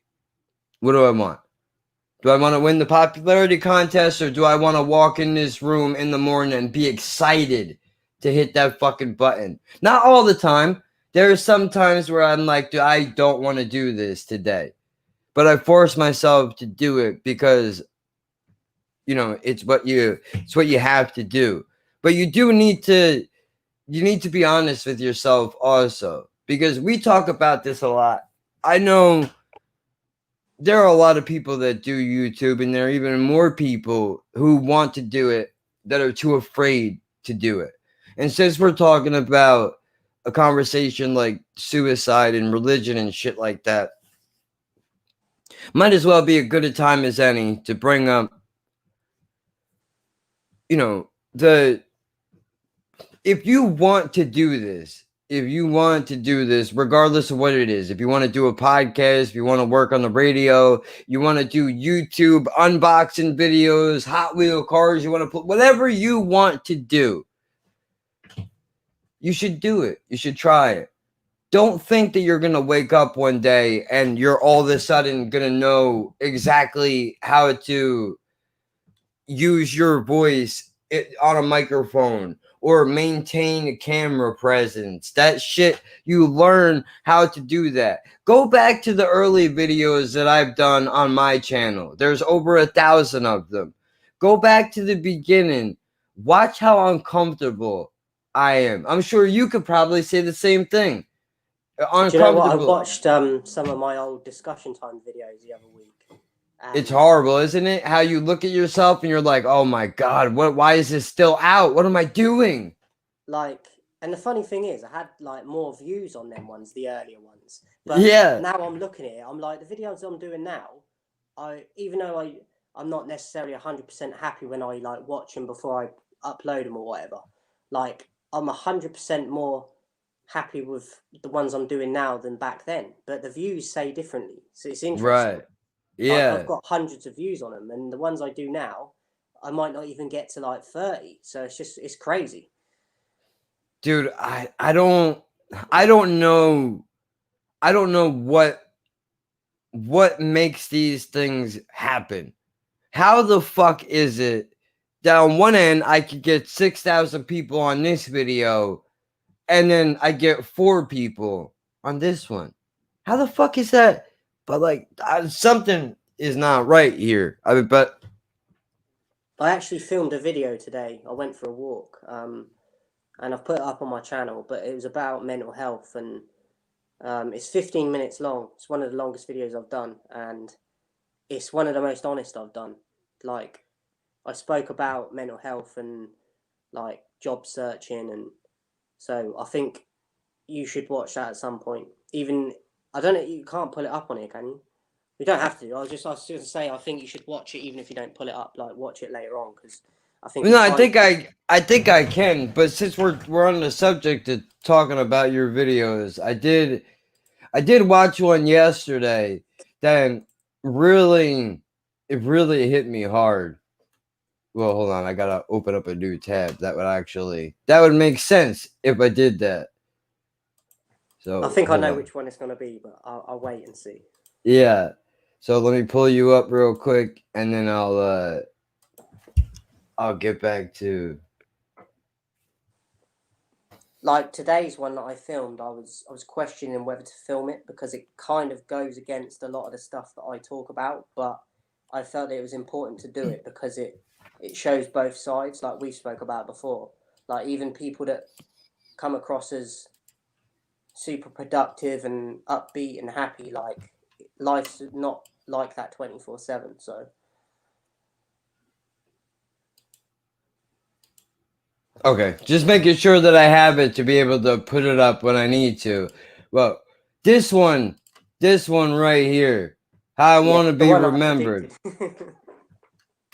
predicted. I watched that one. I watched that one last night, and the part that really hit me hard that I wasn't expecting, like it made me tear up, dude. Honestly, you know, when you're going,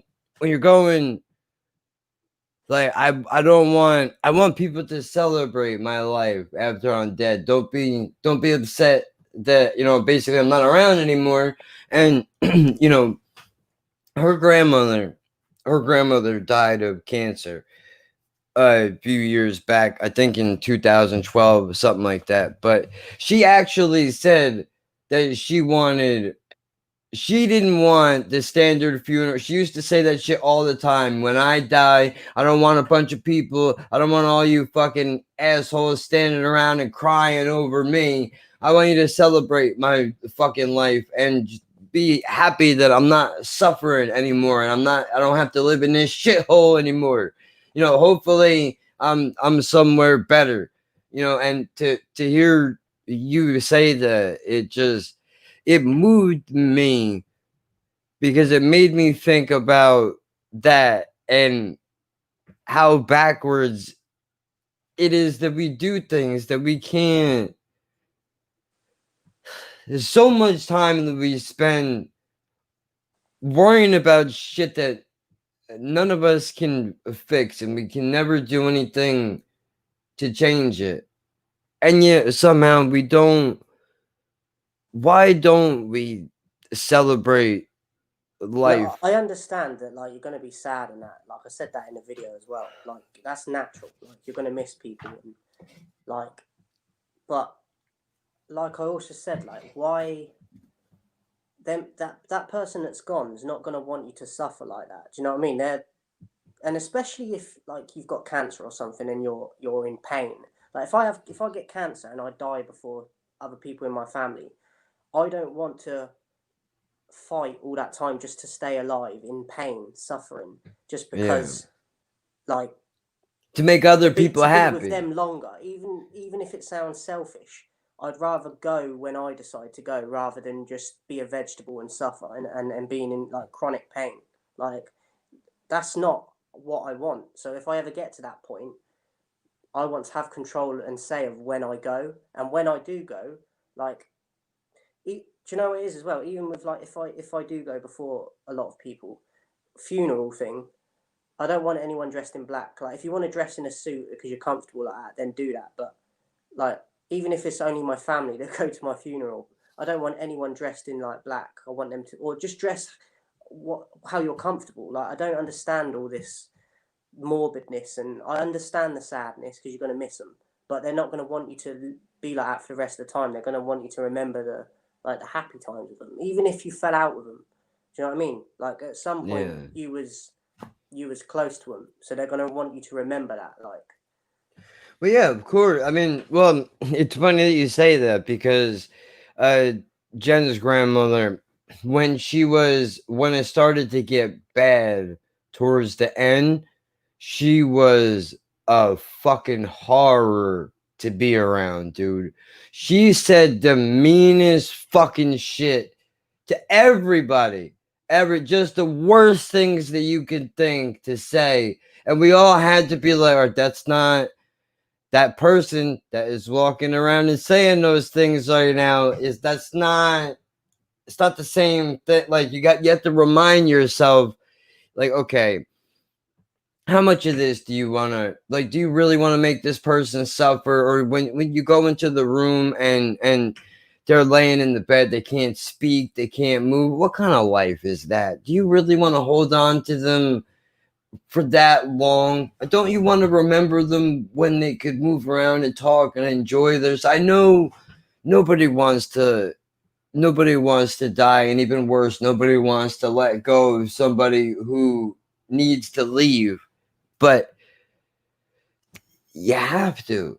Like my argument would be, even if I got into argument with like my family, if that was the case, like people say, oh, it's selfish for you to want to end your life, like if you're in pain or whatever. But I'm like, how's that selfish? Like, it's selfish of you to want me to suffer just so you can spend an extra day with me.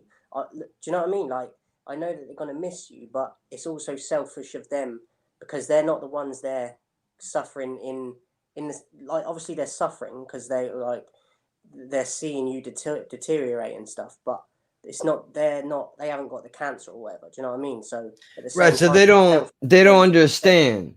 Yeah. I wish I've been watching a lot of stuff on like suicide recently, and a lot of people say that like they're still angry at family members that killed themselves and that, which I get to a certain point, but also if you're not in that person's shoes and in their head, like you can't understand. yeah, like you. Like, I know the way that people feel. It makes perfect sense to me. I get how you can look at somebody who killed themselves and go, what a fucking pussy. You took the easy way out. The reality is, killing yourself has to be the most difficult decision in life for you to fucking make. do you know, I keep reading in the comments of the videos I watch as well, people, it's a reoccurring thing, like pretty much everything I've watched, someone says that people didn't want to die, but they wanted the pain to stop. Yeah, that's, of course, it doesn't matter what it is, emotional pain, physical pain. I mean, I guess in some degrees you can argue the emotional pain is worse than the physical, because you could take a pill if your back hurts, if you're I fucking just want to say quickly, I'd rather break all my bones in my body than have depression. Yeah, but no, yeah, because at least you can look at a broken bone and you could go, I know what to do to fix this. Yeah. You know, maybe a little medicine, physical therapy, and soon my arm will be back to normal. When you're depressed or grief-stricken or heartbroken, it's like, I don't know. How do I fix this? Oh, I got an idea. I'll just turn the lights out. Because that's the only, it's an irrational, rational place to wind up, because you're not really sure how else to do it. Other than, unfortunately, you just have to wait for the pain to go away. Sometimes it never does. That, you know, I still haven't accepted a lot of things, dude. But you know, it's fucked up. But I want to, while we're here, let's check this out, because I saw this earlier and I was debating on watching it, but then I read the title of it and I was like, ooh, maybe I should wait until I see what direction that the review is going to go in, and maybe the two things will tie in together. So I figured it definitely kind of like does tie in and relate to like the subject of the film and that. And I didn't even do it intentionally. I just went for a walk and like that's because it's on your mind. Yeah, like especially because I do a lot of motivational stuff and that. I was like, maybe people get a little bit tired of seeing that all the time. So I wanted to, and to be honest, I have been struggling recently. So that's partly why I did it as well. Well, I mean, it's good. It's always good to remind everybody that while while it is important for you to be positive and give people motivation, it's equally important for them to see that you as that person struggle as well, because I can't tell you how many times, you know, I could see somebody who is overly positive like that, and they pull me away from that because I'm like, well, I can't relate to you then. Yeah. If you're positive all the time, like, I need to know that you come from, at least at some point you've been where I've been, so that maybe I can understand that I can get where you are, you know. Also on this as well, for some reason it happens in some of my videos. I think it's to do with like the phone, but like at certain points it goes like sideways. I think there's a bit where it's upside down and that, but it still picks up the audio. It's just the video goes a bit crazy. So today's going to be a bit more of a serious one. Probably going to be one of my most honest and vulnerable videos I've done. So a lot of you will know me from doing motivational videos, reactions, more sort of, I try and stay upbeat and positive with the content because I want to help people, because I've been through bad stuff myself and bad experiences, and I want to change. So what I want to get into today is mental health and anxiety, because I've always been someone that suffered with it, like since I can remember. And I don't share it with you guys too much. I've mentioned it in videos before, but like since the lockdown stuff's happened, and like, I had a job, and it was a bit hit and miss just before the lockdown with it anyway. But since the lockdown, I haven't had a job. No money coming in. I've got kids. I don't live with my kids, but do you know what I mean? Like, it's still difficult, and I've got no money coming in. But this is where the anxiety comes in, because I've been applying here and there for jobs, but one of my big things I've always had is phone calls. Like, I get real bad anxiety when my phone rings. I do too. So I do too. I get like that too. I feel hate it. I've always had it. Even when I had my job, I said in the video as well, like my boss used to ring me and I'd have to let it ring, and then I'd have to ring him back, because I had this thing of like, oh, he's going to want me to go in early, or do you know what I mean? Every single time it would, as soon as I saw, even if I could see their name and who it was ringing, I hate it. So even now I put my phone on silence. I even get that. Like, if I gotta call somewhere and order food, I even get anxiety about that call. Like, I have to hype myself up even just to make the fucking phone call to order a pizza. It's crazy. Ah. I'll tell people, like, either text me or email me, because like you're more chance of getting hold of me then. Even when I had a job, I'd get phone calls from like my boss and that, and I would avoid most of the time.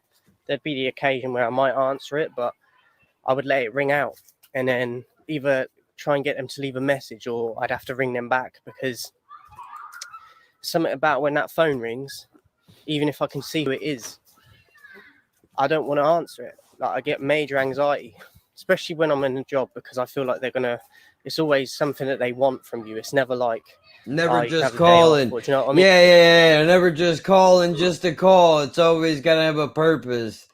And It's do you always know what like, it is? can They you come used in to early? ring me, and they'd be like, they'd always start out like, "How are you?" Like, nicely, and then and then within a matter of 10 seconds, "Can you come in early?"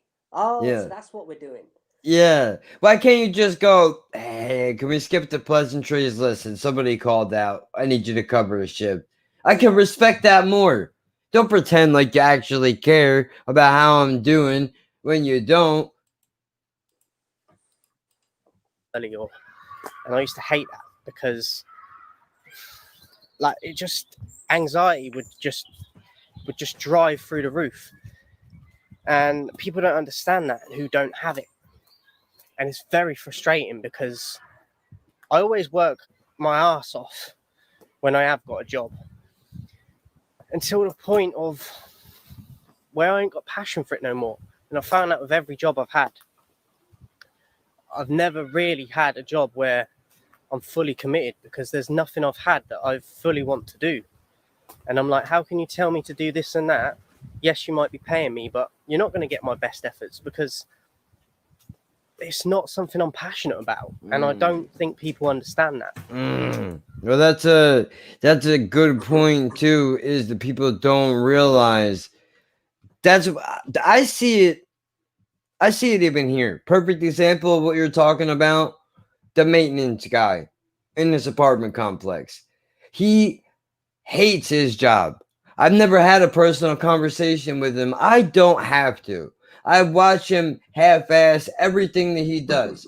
I'm not saying that you should be an all-star fucking janitor, but I'm not saying have a passion for cleaning up after other people or whatever it is, but at least, you know, find something you want to do if you can. I know we're all not fortunate enough to do that, but at least try to find something that you are passionate about, which is, I mean, what we're doing. And I know not everybody has the luxury of being able to do that for whatever reason, but it certainly isn't easy to do it.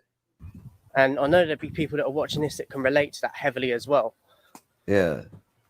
But when you've got anxiety and mental health issues, like I'd rather sacrifice my mental health than just get money all the time. And it's difficult, don't get me wrong. Lately, I've hardly been getting, well, I've not been getting paid at all. I'm surviving off my last wage, which was months back. They're not supporting me. And it makes me feel like, why did I do that job when they're not there for me now? And like I said, with mental health, the anxiety side of it is just crazy, because I hate doing job searching and getting in contact with people, because another thing is they want all these different types of documents and IDs that I don't have. I don't have an in-date passport because I haven't been on holiday for years and I never use my passport, so it's not easy, man. As I said, I feel lost very much. I've got kids to support. I mean, don't get me wrong, there's other family members and that help out, but just being a man and the lack of providing at the moment is kind of getting to me. But at the same time, I know what I've been like in the past. I've been working and providing before, and I'm the most miserable I've ever been. So I just feel like I can't win, to be honest. No, this is very negative, guys, and you probably wouldn't expect this from me, but I wanted to share it with you because I just want to show you that not everything is always people, even more positive people than me that you see on the internet, and they're going through it. They're just not sharing or doing these type of videos to expose that or explain to you that they go through struggles as well. Yeah, but that's the important part of it, dude. I know we mentioned this before, but you need to be able to show both sides, because if you don't, how the fuck are you supposed to reach somebody? Yeah. So that's I know that you're trying to maintain positivity, but there's a balance for a reason. And as long as people can see that you also, I mean, obviously they probably know that you struggle, you're a person just like they are, and we all do, but it's real easy to click on a video and see somebody and forget that they're actually a person, because you get wrapped up in the personality, and it's almost like you forget that, I have things happen in my life too. Like the idea of the anxiety of having kids and then not having money coming, I think that would kill me. I honestly think it would fucking kill me. I don't know how the fuck. That's got to be one of the worst. It's got to be one of the worst fucking things that there is. Kind of makes me feel more guilty as well, is that my partner, we're not together anymore, but I still call her that. She doesn't put pressure on me to like a lot of women would, so it makes me feel even more guilty, because I'm I've not got the pressure from her saying you need to provide and give us this and that, but because of that, I feel even more guilty that I'm not doing it anyway. Right, But then because at she's the same not. time, like I've said to you before, I've been in jobs where I've worked full time, been on the most money I've ever had, and it's the most miserable I've ever been.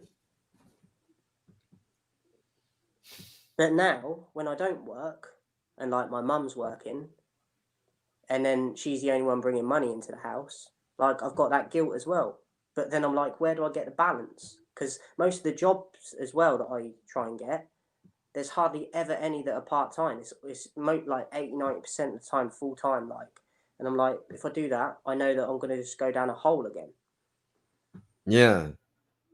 That sucks. I mean, what do you do though? I guess this is the ultimate problem, is trying to figure out a solution to it, because you need money, but at the same time, you can't allow yourself to have no life outside of the job, because that will ultimately lead you right back to where you were before. But what's the point? I mean, sure, you need to make money to provide for your kids, but you also need to be able to be a father to those kids. And kids are not stupid. They know when they might not be able to understand why, but they know they can look at their father and they can see that something clearly is not himself, for whatever the there's reason something in is. this that I say in a little bit about money and not being able to do something for them. So I'll see if you catch it in the video anyway. But it's just another thing. It's just like, this just sucks. And I wanted to do this for people that are in, or more like I'm telling you in this video, like every day, because I've been there. And it's just tough. Like, there's no other way to explain it. And I don't know what the future holds, to be honest. Like, my living situation, I'm lucky with. And I don't know, that gives me anxiety for the future, because I don't know how, like, you know what I mean? It's difficult. It's not that it's funny, because it's not funny, but at the same time, it's like, dude, can I not get a break? Like, now I got anxiety about, I The live here future and I have that's a not even place to here. live. Yeah, but it's not forever. What am I gonna do? Like, god damn it, man. Is there a problem I don't have to worry about? That's the better fucking question. Cool. So, I don't know, man. I just feel lost. And I feel a bit weak. Sometimes I feel strong. But then the money thing always comes into play. And then I'm like, you got to find a balance. But it's difficult, because everywhere pretty much is like full time. I don't want a full time job, because then I never get to see my kids. I never get to experience life, really. I'm getting all this money, but I'm not really being able to enjoy it, because I'm always at work. And I don't know, I can't speak for your kids, but having been a kid at once upon a time myself, me and my father are not close. I know nothing about the man other than what his name is and where he lives. I've had it out with him a few times. We've argued, and that's about the only time we've never had a conversation. Never.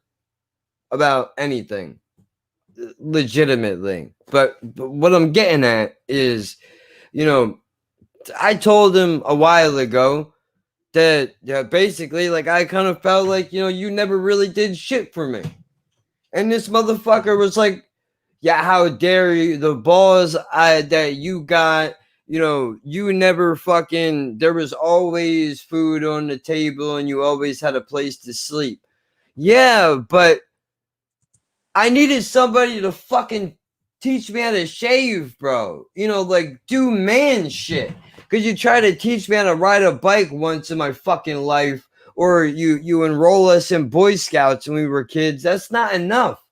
So, I mean, what I'm trying to say is money is important, But I think it's equally important that the fucking kids understand who you are and know that they can come to you about things. Because I mean, yeah, if they were going hungry, that certainly would impact their life, but there's a lot of emotional damage that can come from I mean, I think that might be a big reason why, I don't trust people and shit like that, because I've never had that.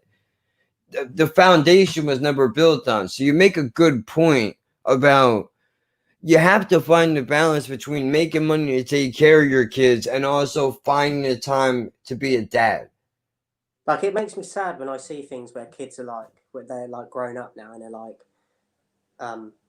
my dad was a good dad or my mum was a good mum, but I wish I'd had more time with them, like when I was younger. And I thought, see, they're not even bad mouthing their parent, but they've still missed out. And I'm like, I don't want that. Like, I Yeah. wouldn't want that as a kid, and I don't want that for my kids.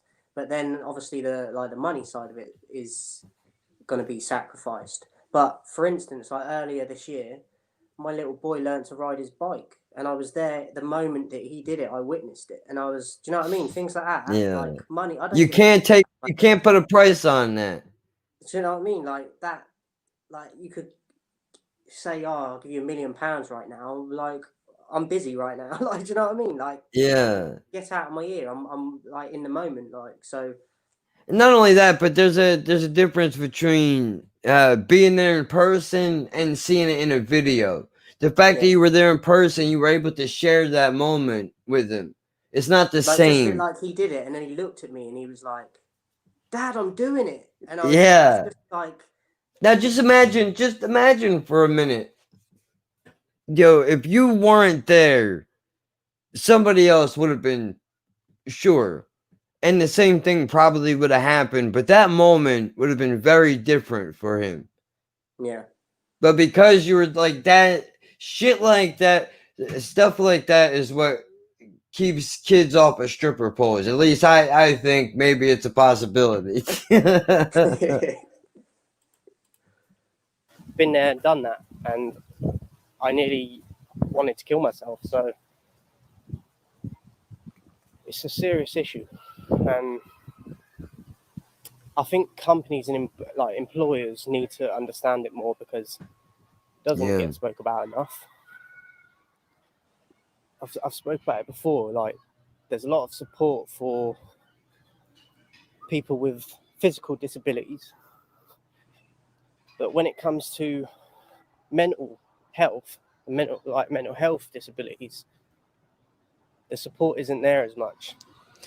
No, it's not. And unfortunately, it seems like the only support you do get is, oh, you got mental problems? Here, take this medication that's going to alter your life forever. Or here, we'll lock you up in a loony bin because you can't be trusted on your own. And that to me is unacceptable. Like, I've always had these issues. And yeah, they don't just come out of nowhere. I had therapy, but in terms of being at school and that, I never really got the support I felt I should have. Yeah, no. And it seems like I'm blaming people, but it's just the facts of my situation. I don't know, like, I'm not saying it's all other people's fault. No, but you're pointing out something. You're pointing out something that should be pointed out, is that there really is no real support system for people that are struggling with mental issues. There's, oh, well, we got a pill for that. Yeah. Or you can go and talk to a doctor who's not going to listen to half of the things that you say. And the thing with the pills is as well, like, you then have an addiction on the pills on top of whatever you had beforehand. Well, if you're lucky, you get an addiction. They put her on Geodon, Risperdal, Klonopin, and Ambien all at the same time. That motherfucker went from 108 pounds to like 250. She was so high on the medication. She was drooling, couldn't stand up, didn't know what her own name was. Didn't know what her own name was. That's okay though. Let's not try to improve that system at all because it seems to be working just fine. It's ridiculous. So I don't know. It's difficult. But yeah, I wanted to do this as well, like I said, because I know there'll be people like me that are struggling every single day. They got to pay bills, and I just hate the system in this country, man, because it's probably like it in other countries, but I'd like to think that other countries are more understanding and there's more understanding towards people with mental health issues and anxiety problems, social anxiety, and like some people find it easy to talk to people. They're naturals at it. Do you know what I mean? They're confident naturally with it. If you're not a people person, this is another thing as well. There's a ton of jobs out there. Yeah, that all of them you have to be able to deal with people, dude. And you have to be nice all the time, especially when they treat you like shit. That is the most difficult thing to do. Hey, fuckface. Yeah, you piece of shit behind the register. Help me. Well, What do you mean you job that I was can't? just in as well, I was having to deal with drunk people. So Oh God, drunk people and retail, dude. Fuck off. Those. Oh my God, terrible. It's the fucking worst. It's the fucking worst. 80% of them, maybe more, are customer service based. Yep. That's terrible. Do you know what I mean? That's horrible for people like me with social anxiety. Yeah. I mean, honestly, we might be better off when the robots take over. Then maybe we can run remote controls and we'll be all right. Struggle with customers or even working with other staff. Yeah, definitely. Like, it's always been a problem with myself. Me too. Yeah. And as I said, people that don't have it, they kind of look down on you, and they do. Like, what do you mean you can't handle a conversation? What do you mean what do you get nervous? You fucking pussy? What's that? What do you mean? Big fucking deal. We all get nervous. You just gotta deal with it. Like, yes, I know. I'm trying. Work with me, please. I mean, I'm not used to being in situations. I don't know how to deal with people. I'm always maybe you don't always worry about the thing that's gonna come out of your mouth next, but we do. That's all we think about. Is what am I going to say something wrong? What if this person doesn't get what I'm trying to say? And it's hyper focusing on things like just have the conversation, sure, but it's not so easy. Speak to them about it. Like, they don't understand it. I'm always here if you need to talk, man, because like I said, I was thinking about doing this video and I wasn't sure because I feel very vulnerable. It's one of the most honest videos I've ever done. I've mentioned it here and there in the past about my mental health, but I've never really gone into depth on it too much. Especially people that have just joined for the reactions, like they wouldn't have known really about this side of me. Yeah. And I'm not like this all the time. Like, some days are better than others, but when it's going bad, it's really bad. I used to be on medication, like therapy was a constant thing in my life. That was another thing. Therapy got cut off when I was like 19 or something. Wow. That was it. No more help for you. Wait. So why did they, when you hit a certain age, they just cut it? I can't remember the exact age I was, but I had it throughout most of secondary school. I had therapy, like, I don't know if it was every week or every couple weeks. And I do like challenging my OCD stuff in terms of like rituals and compulsion, also like stuff. And then it got to, I can't remember what age it was, like it might have been 16 or something. And they were like, because you're now technically, it might have been 18, because they were like, now you're technically an adult, we can't support you anymore because it doesn't like fall under their criteria of like age range and all that. And from that point, I've never had the help or support that I had up to that point. That's fucking. And that's the sort of thing that people kill themselves for. Yeah, for sure. Because they're like, oh, well, if they think that if they're not willing to help me, then who the fuck is gonna help And the me? thing that made it worse is that I did find that it was helping, and the therapist that actually had like a bond with them, and then just one day they're like, "This is our last session," like, do you know what I mean? And no like support afterwards. Like That's the thing I don't understand. How can you consider yourself a doctor? I'm not saying to go above and beyond for every patient, but if you know that this person is making, even if you don't think they're making progress, is there something wrong with trying to work within the system to continue to help these people so that they don't wind up doing something like that? I mean, I don't. But Then I felt again, like after that, like I had jobs and that, and I was suicidal. And I'm thinking, I can't even imagine the amount of people that actually went through the same thing as me with the therapy, and then gets cut off, and they end themselves. Like, and I'm like, to a certain point, I understand it. Like, because where's the support from then on? there's a show called Chance. It's on Hulu. Stars Hugh Laurie, the guy who played House. And he plays in this show, he plays a doctor, psychologist, something like that. He's the doctor before the doctor. In other words, patients will come in and his job is he evaluates them and then he sends them to whatever specialist that he feels that they need.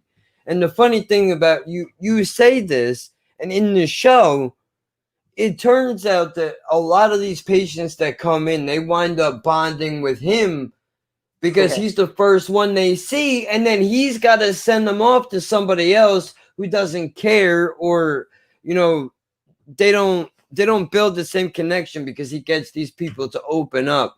And it sucks because they find somebody that they're comfortable with, and then they get dismissed, which brings them ultimately back to where they were in the first place, if not worse, more times, because now they feel like, there's nobody for me. And one thing as well that I don't think people realise is my mum used to take me to all my therapy things, and I'm just thinking for other people as well, if their parents took them, how are they supposed to deal with it when the therapist and that tell them that, like, we can no longer help you and your child?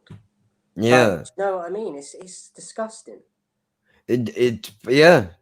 It all comes down. Mental health should be free. I'm not saying don't pay the doctors. Pay the doctors, but I really think like the facilities and like, I don't know what I'm trying to say. The care part of it. Picture like a parent taking their kid for years and years, and they're seeing them come out of a slump. They were probably suicidal before they got the help. They had all this therapy, and they're seeing them all this progression. And then one day they're like, "We can't help you anymore." Then that kid commits suicide. How's that parent supposed to be?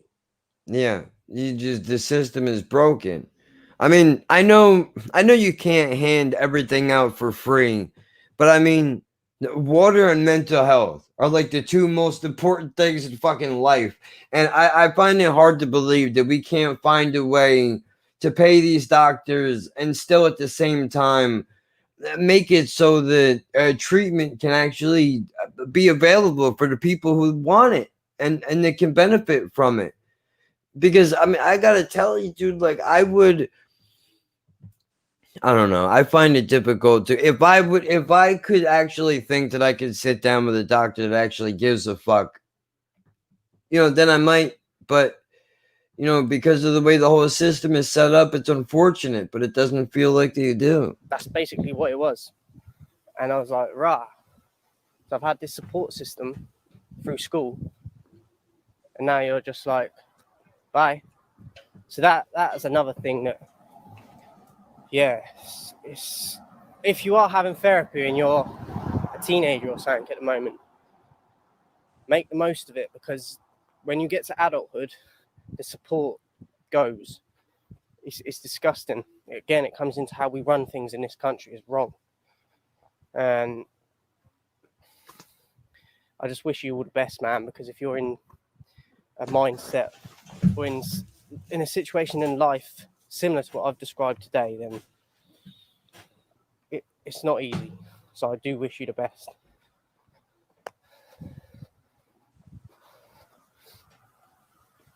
just got to keep fighting, man. And as I said, I'm lucky in my living situation that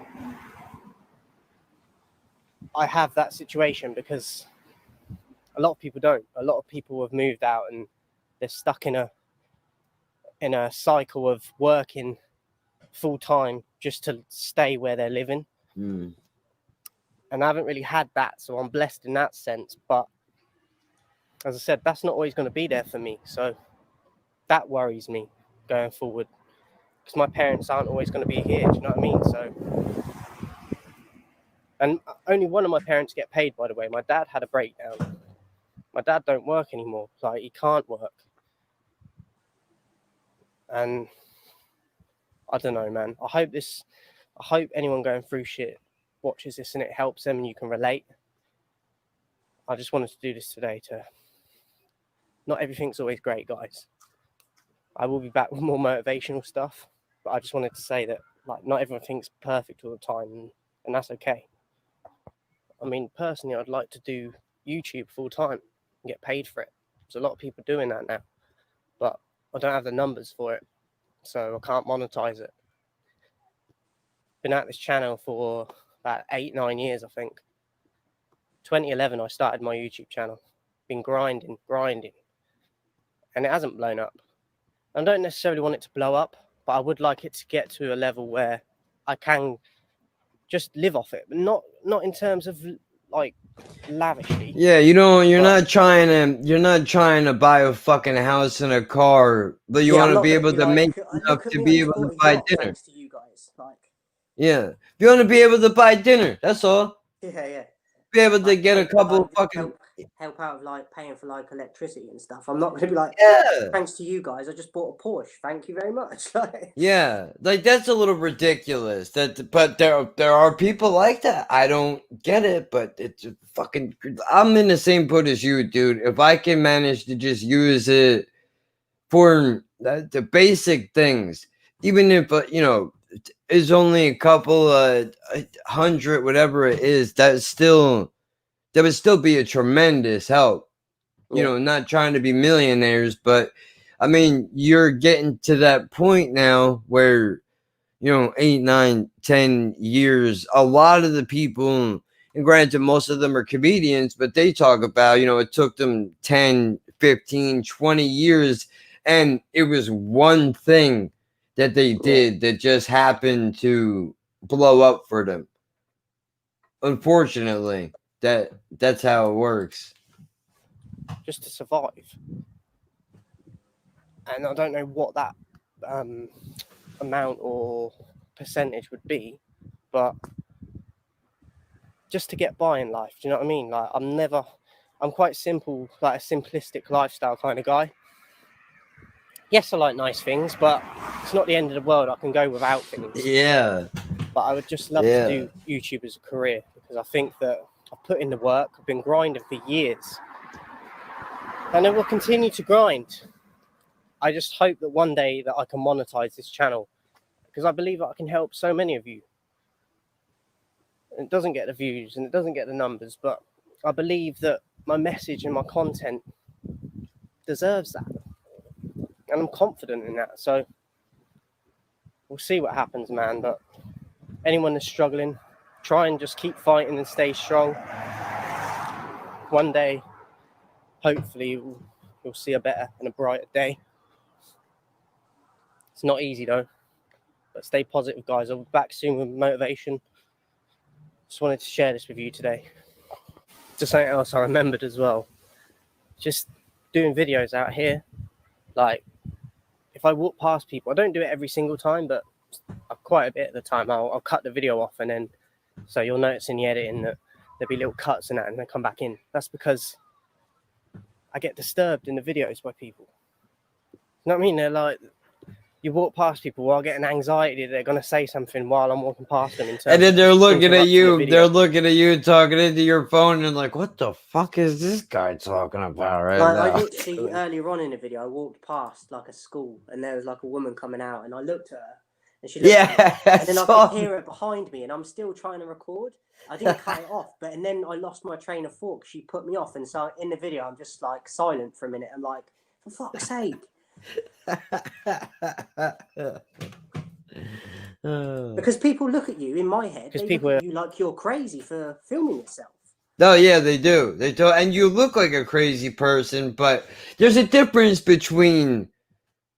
It sounds crazier to have one half of a full-blown conversation by yourself, but that's much better than standing around and making kissy faces into a fucking camera. In my opinion, that's a lot more crazy than it is to at least have one open-ended part of a conversation that other people will contribute to later.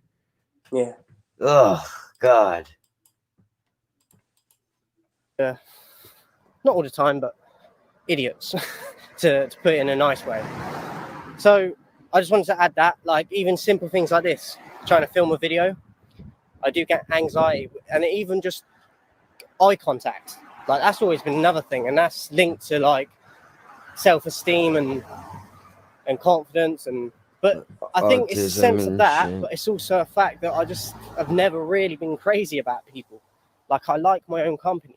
I believe in my own thoughts and views, and so I just feel like I'm fighting like a battle all the time. And as I said, I don't find people understand it a lot. Some people do, but not to the level of where it changes as much as it needs to change. Not just for me, but other people who are in my situation, and just mental health in general, and depression and self-esteem. So yeah, I just wanted to add that as well. I mean, it makes sense, dude. You know, I think it's good that you're adding that on. People need to see that there are two sides. You can't be negative all the time. You can't be positive all the time. But this does show it got so powerful.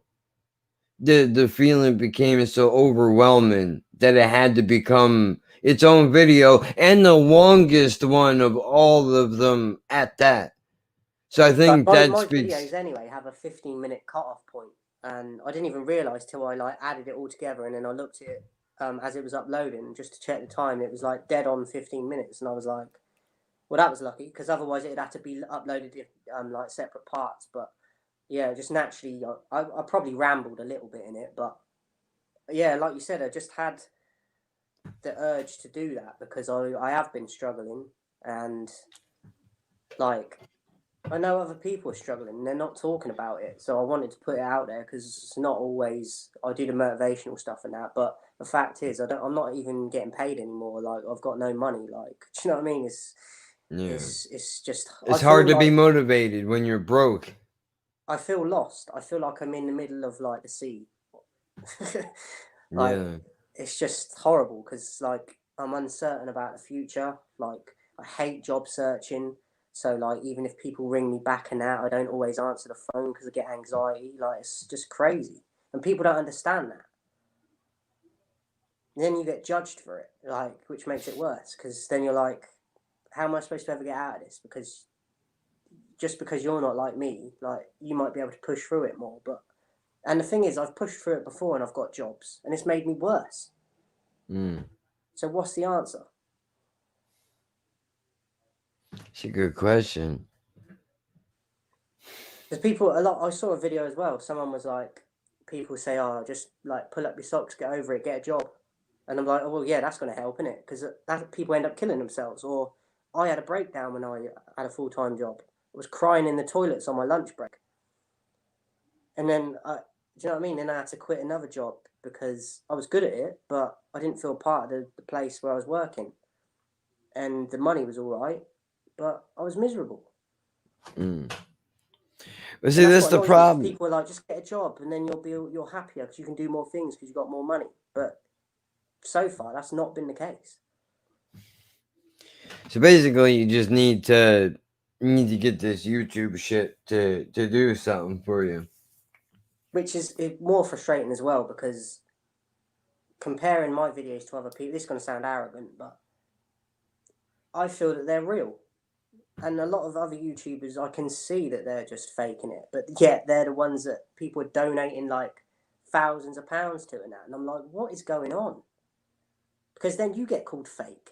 And I'm like, you just give someone $1,000 online and you can clearly tell they're fake, but you think that they're real. Like, it's just horrible, because they're not even probably struggling, these people that blow up on YouTube. I've actually asked people in the comments section, like, all right, dude, can you please explain to me? I know these people are not legitimate.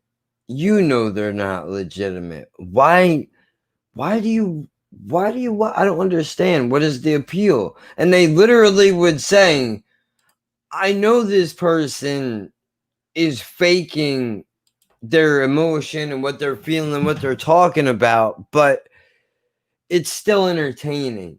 So I like it, even though I know that it's not real. That's basically what it comes down to, is I'm entertained. So, but then at the same time, so you'll take a fake opinion for entertainment, but you can't accept an honest opinion and allow yourself to be entertained. So, I mean, it's a it's a thin line really to walk, because I mean, in a way, I kick myself in the ass sometimes, dude, because if I would have stayed doing what I was doing, I probably would have been huge by now.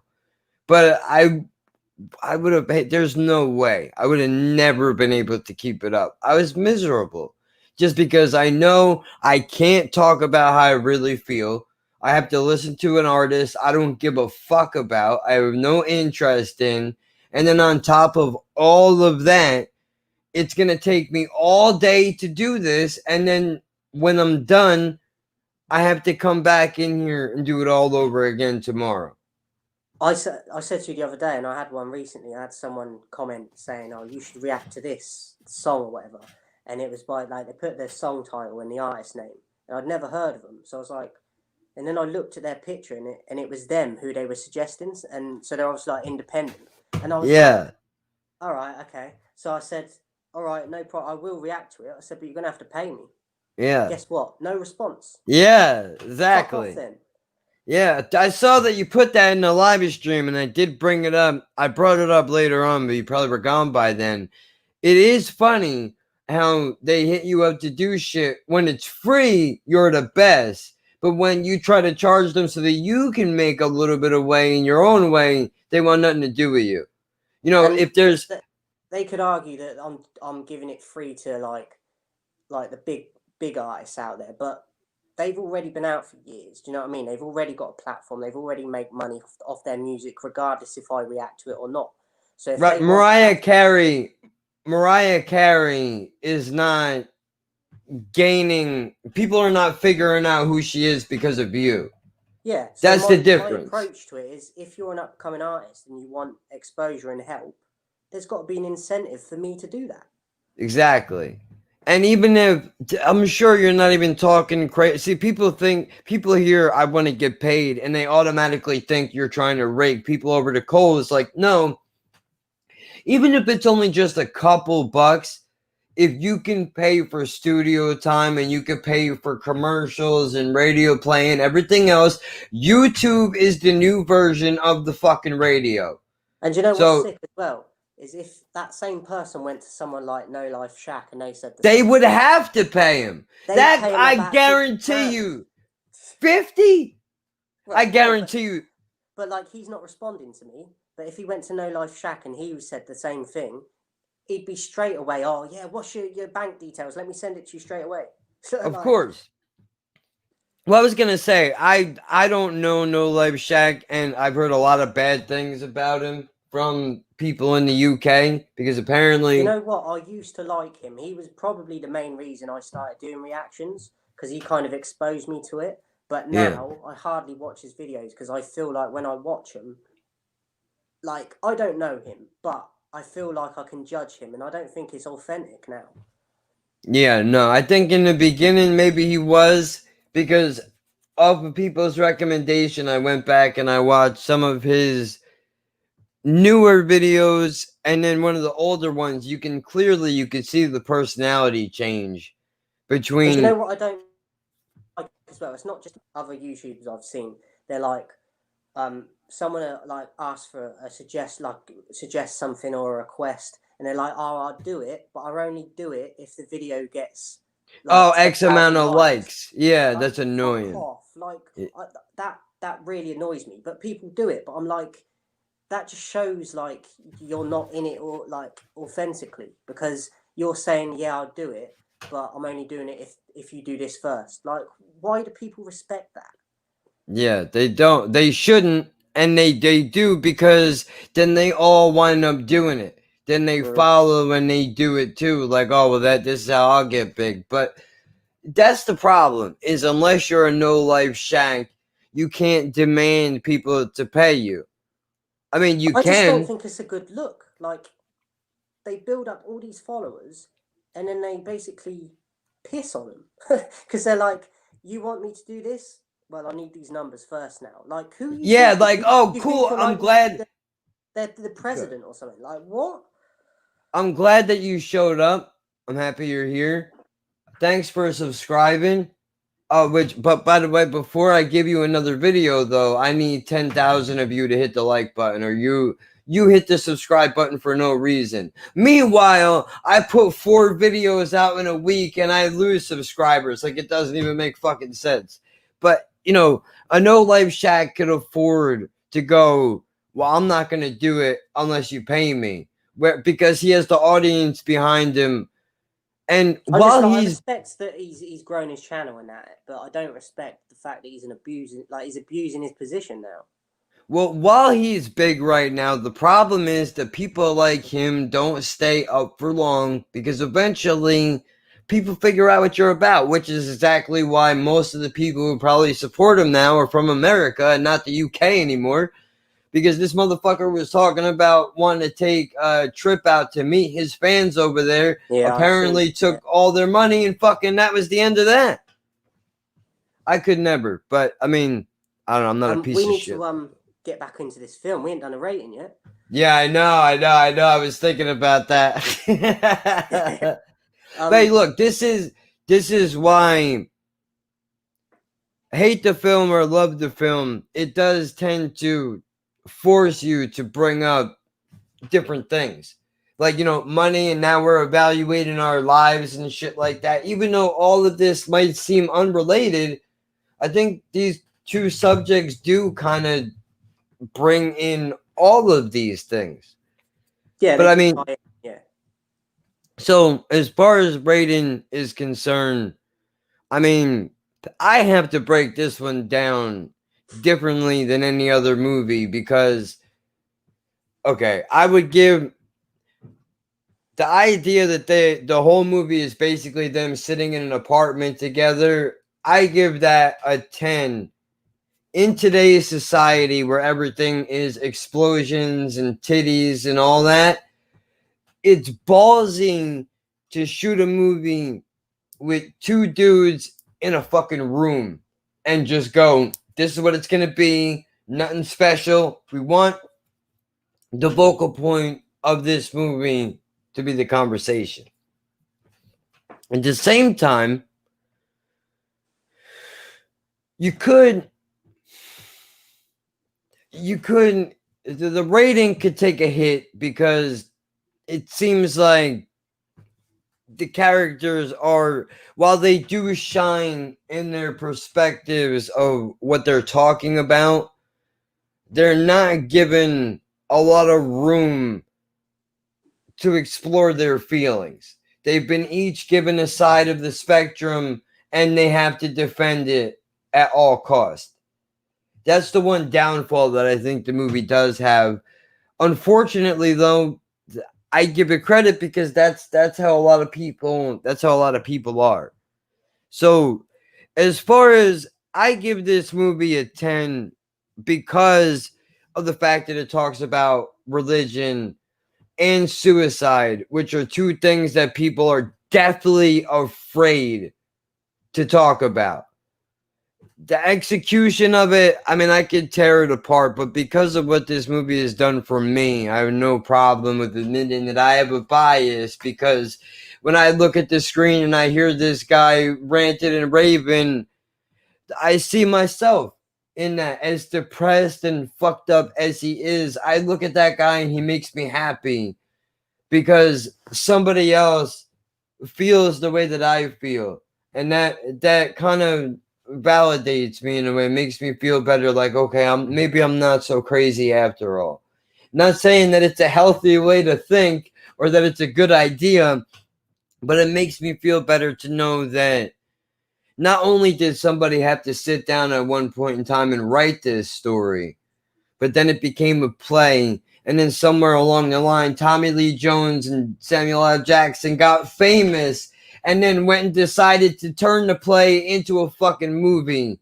And not to mention, I love both of these guys. Every movie they've ever been in, I try to watch all of them. So I'm 100% biased in every bit of this review right now, but I admit it. So what did you give it? 10?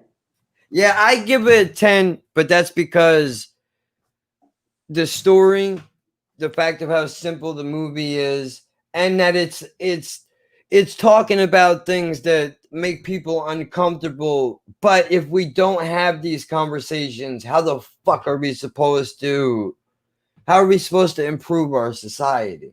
So I know 10 may be a little extreme, but I mean, that's because of factoring in everything. And I want this movie to be a bigger deal than it is, but I understand that this is not made for a mainstream consumption.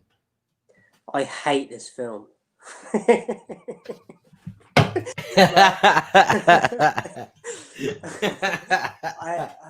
wanted to like it, like I said, and I thought I was going to more because of the theme of it, but the fact that they didn't film the bit at the beginning with the train station, yeah, that sucks. They should have did that. The extremes of difference between the two characters was just too overdone for me. I found it so depressing, and then frustrating because of, like, Samuel Jackson's character was just over the top and even at times too optimistic, I thought. And then you get Tommy Lee Jones, who's the exact opposite. And then I just want to like grab him and shake him to like cheer up a bit, like. And then you get the like claustrophobicness of like being in the one setting of the one room.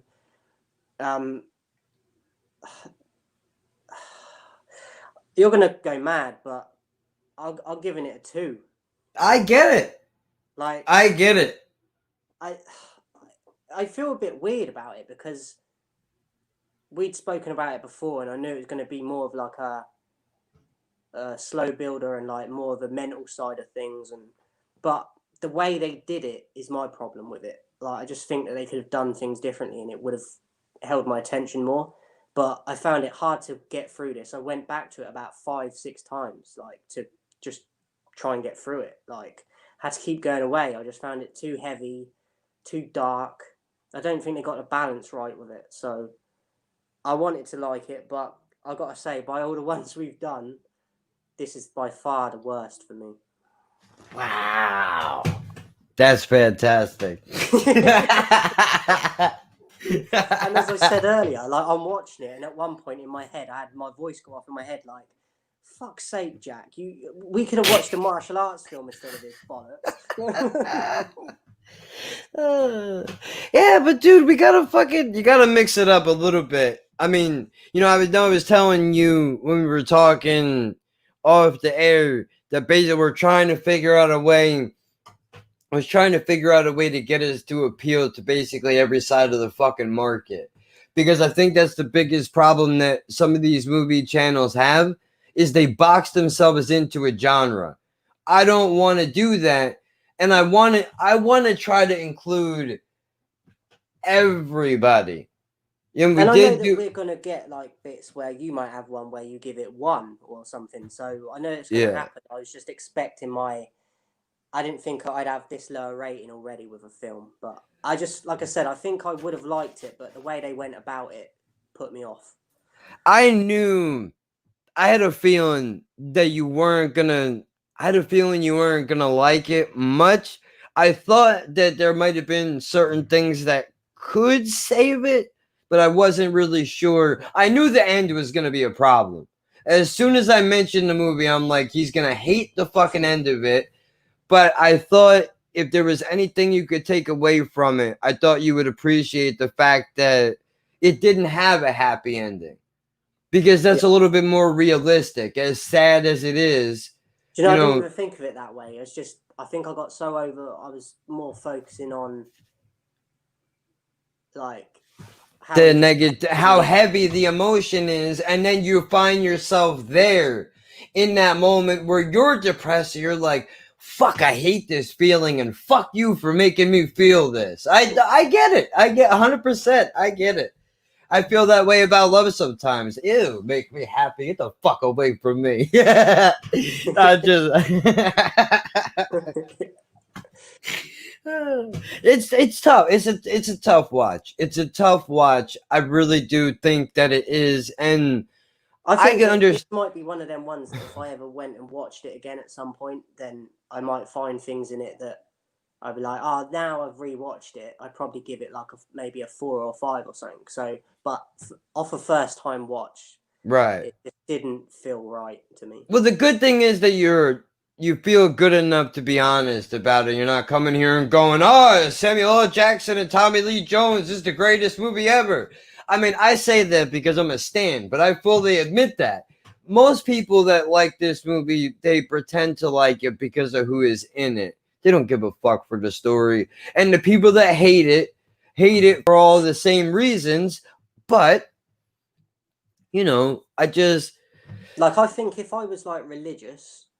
That's what I wanted to say. Go ahead. I think if I had that aspect of it and I was a little bit religious, that would have probably upped my rating because I could relate to his character and how he's, like, speaking about it. I might not necessarily agree that I feel like he's being a bit forceful with it, but because he's talking about religion and I know that would automatically up my rating for it. But I didn't feel like I said, I felt like I used to be a bit like Tommy Lee Jones's character at times, but at the same time, because I've kind of pulled myself out of that, how low I wanted him to do that in the film and he didn't.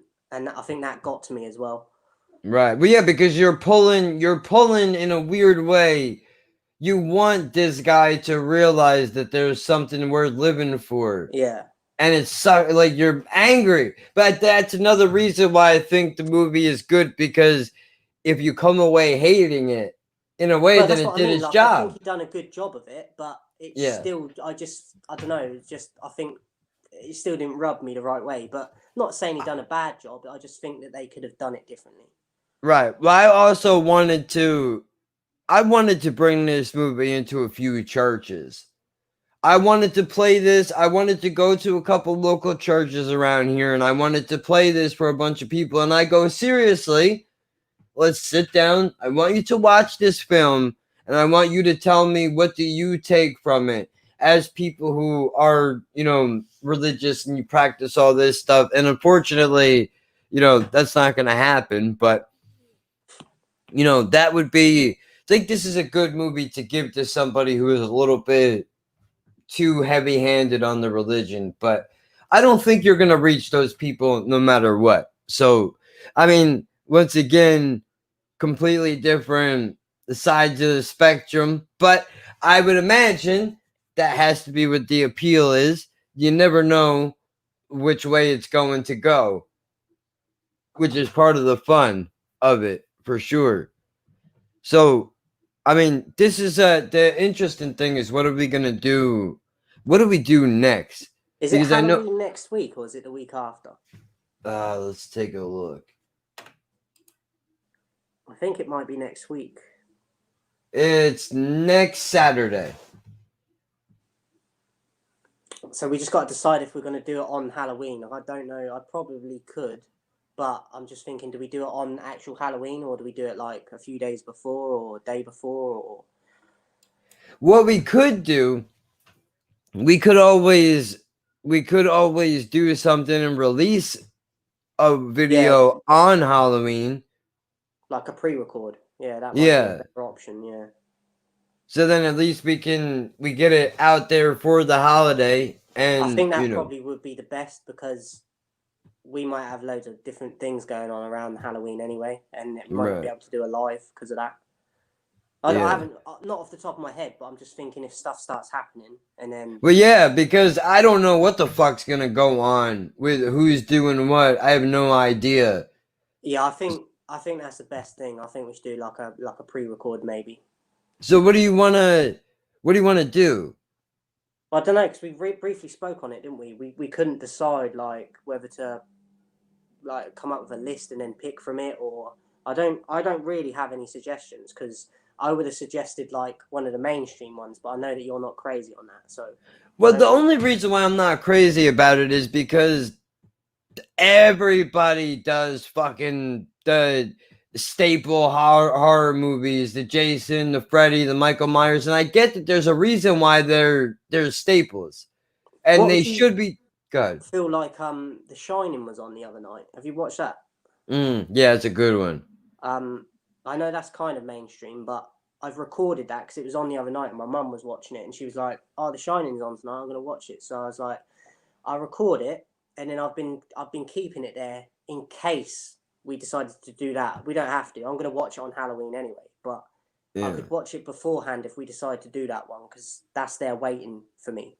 But I'm just saying we don't have to do that. I'm just letting you know that I have got that one there at any time. So, but I know that's more of a mainstream one. So it kind of depends on what like suggestions you got. Or I mean, this is a tough one because I understand. I mean, here's what I think we should do. I agree with you. The staple horror movies are staples for a reason, and it would be retarded not to bring them up. Right? They should, at minimum, at least be honorable mentions. At the same time, there has to be something out there that is so obvious, neither of us even are realizing. But I feel like there's somebody out there that deserves the spotlight and they haven't gotten it because Freddy, Jason, and Michael Myers have been hogging it the entire time.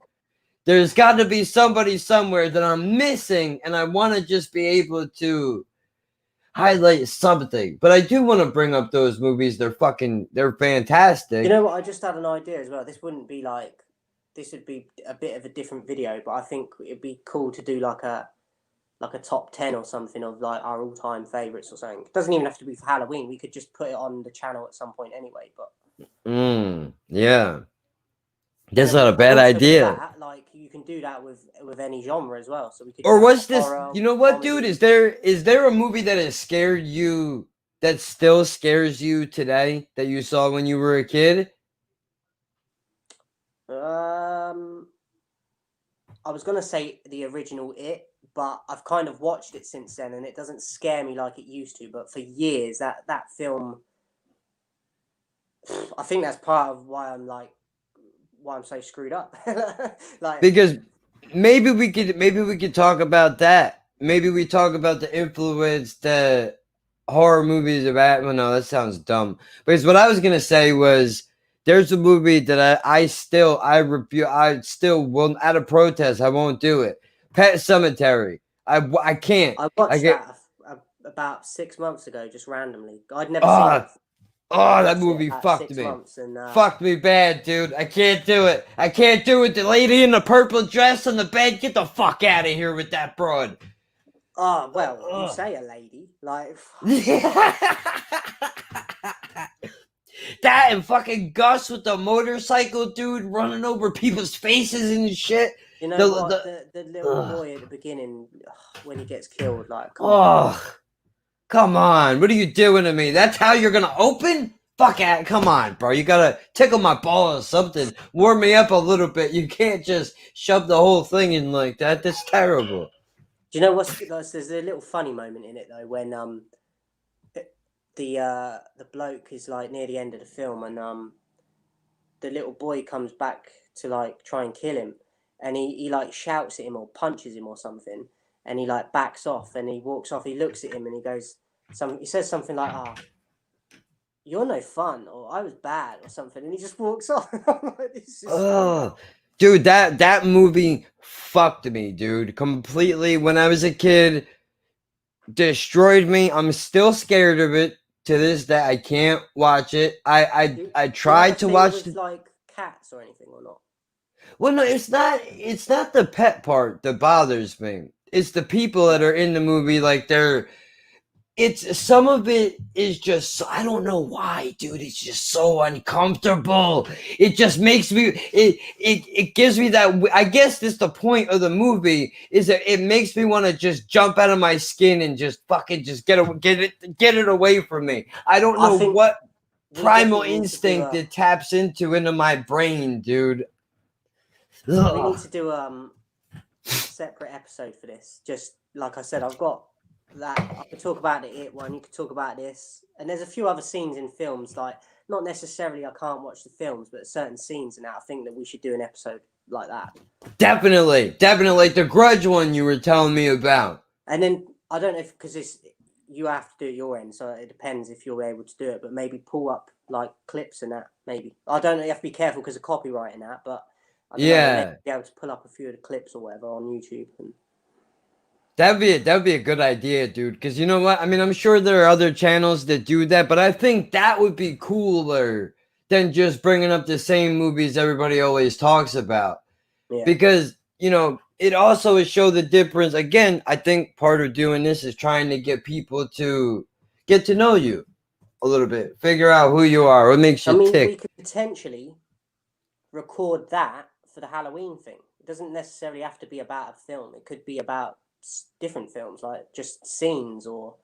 And we something can bring up like- all of them, dude. Like what makes me laugh is when the girls trip in the horror movies over a branch that's not there. That shit cracks me up. But the sad part is I laugh at you in the movie, but if I was scared running, I would probably trip over nothing too. So I really should shut the fuck up. The thing that frustrates me with them sort of things is like you'll hear they hear a bang or something in a dark corner, and they go, walk to it. "Let's go investigate." Yeah. Like, no, let's not go investigate. How about we get the fuck out of here? Or, hey, come on, baby, let's go have sex in this rundown mental hospital that nobody's ever been in 50 fucking years. Because there's no way we're gonna get killed as soon as we walk in the building. That wouldn't happen. Yeah, I think we'll talk about it off camera and just decide what we're gonna do. But I think that Definitely. might be an option, definitely. So. Yeah, I'm into it, dude. I like that idea, especially because I mean you're a horror guy, right? It's my favorite genre. See, but I like you martial arts, but horror's always been my favorite. See, that's it. So you'll probably know a lot more than me. I mean, I'm not to like the people I suggested to you about like the horror podcasts that I watch. Like they're proper into it. I'm not that deep. Like I learn films and that from because they know about it all. I don't know it to like a deep level like them, but I'll learn things off of their channel and then I'll go check out a film that they're on about and so I wouldn't say I'm an expert on it, but out of all the genres, it's probably the one that I know most about. Yeah, still though, that's good. That's definitely, and plus this will give you an opportunity to fucking really break down some shit that you enjoy like a lot, which is always good. So yeah, dude, I think that's a good idea. I mean, I know this particular one is all over the goddamn place, but I mean, that's the purpose of having the conversation. I know people will be mad, like, stick to the review. Shut up. Shut up. If you don't like the way that we're doing it, I got an idea. You ready? Here, look. Go make your own channel. And the thing is, we may go off on different paths and that, but I've seen it on other channels where they're like, yeah, we'll talk about that later. And then they never get back to it. So we always do. Like we'll go off on these different things, but we always at the end we go, right, we haven't given a rating yet. We need to. So it's not like we don't do it. It's just we get our trailer thought goes all over the place. But I'm gonna tell you for a fact, there's certain other people that I've listened to and watched, and they don't. So, yeah, well, excuse us for actually having a real conversation. That this is not we don't plan this out second by second so that we just seem like we do well with that. We That's not don't- how it works. Basically, guys, we don't have no plan or strategy or like. Mm-mm. This isn't We like show up. we don't We have a show script. up. Yeah, this is literally freestyle. So Yeah. I mean, you could break our balls, but you really should take a lesson from this and learn something, which is that you don't have to have all the confidence in the world to want to do this. well, even more so. I done that video today, speaking about how bad of a place I'm in, but yet we're here doing this. So it doesn't mean because you're going through shit that you can't still like get on camera and do things. Or so. Plus, it does show you, though, real quick, and I guess we could end on this, but that just goes to show you, or the people that are watching, you can be in a bad place as he is in now, but you look like everything's fine. If I didn't see that video, I would never have thought that anything was going. It looks like a regular day at the office for you. But that's the problem, and why these things are so goddamn dangerous is because often it's the people who seem the happiest who are in the most pain. So, maybe if you got a couple friends, kick the tires a little bit, see how everybody is doing. They might not come and say anything directly, but sometimes it's in the eyes. If they could be smiling to your face, but there could be a distance in their eyes. They're 1,000 miles away. Just before, I don't want to get back into it, but on these documentaries that I've been watching about like mental health and suicide, they say that like in the pictures and that they've got of them, like they're smiling in them, but you can see the pain in their eyes, like. And they probably never noticed it before. And the sad thing is that you kind of become an expert without knowing to like put on a face or an act and you don't even intentionally do it. Just you get in a habit of doing it. Yeah, because you're like, oh well, I'm around these people, gotta pretend to be happy now. Yeah. I did it for years. Arguably, dude, I think that's where a lot of my anger came from, was the fact that I can't, people I care about are dead and I'm not allowed to be upset about it because I have to hide my emotions. Now I'm fucking angry at all of you, when in reality, like, who would have stopped me from being upset about it? Like, this bravado manly man shit, like, has to take a back seat sometimes, but not so just easy. Before we go, how much recording time do you have? Because I'm just thinking, have you got enough for us to do another, like, even if we do a pre-record? Yeah, this one, well, the good thing about this is, I don't know if you know this or not, but after I end the broadcast, you could come back in here and we could use this room and we don't have to go live again. This will just be a place that we could eat into your streaming time. Like, is it No, only if I hit the live button. But because I set the broadcast up, this is basically a channel that we can jump back into, and then I can record it through the OBS and just capture the picture and the audio. So we'll be able to it'll make it easier for us to talk, so we don't have to go through Facebook, and we can save the time, because we should have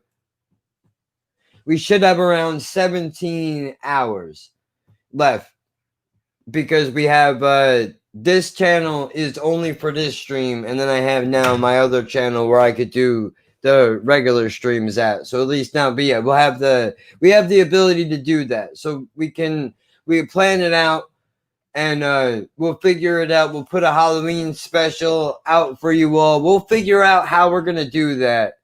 I just want to say as well, Jack didn't tell me about the Photoshop that he did with my face holding the sign. I've been seeing that for days, and when I first saw it, I double taked because I just glanced quickly, saw your face first, and I just assumed it was you twice. So I looked at your face first, and then I panned to the left, and I was like, nah. For those of you that don't know, Jack asked me if I had stuff my end where I was to basically take the same picture with a bit of cardboard and that, and I didn't have the stuff he asked for. Next minute, I go online and there's a fucking thumbnail of me in his clothes, and I'm like, oh my god. I forgot about that. Oh shit! That's because after I'm I like a said, fucking alien.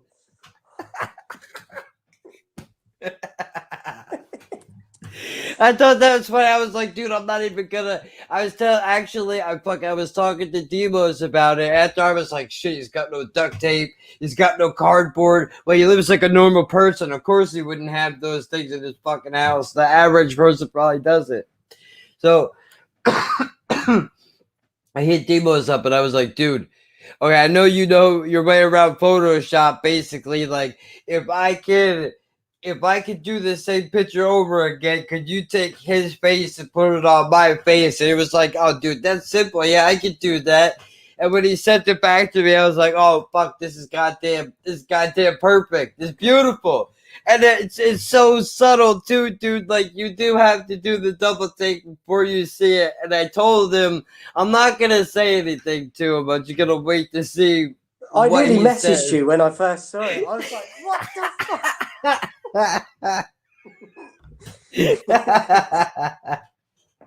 Yeah, well, like now I see it and I'm like, it doesn't bother me. But when I first saw it, I was like, it's creepy, right? It looks creepy, dude.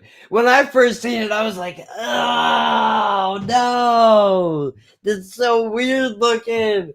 It's You know funny what, like, though. it's like we're trying to be twins or something, like out of China. It didn't quite work out. Yeah.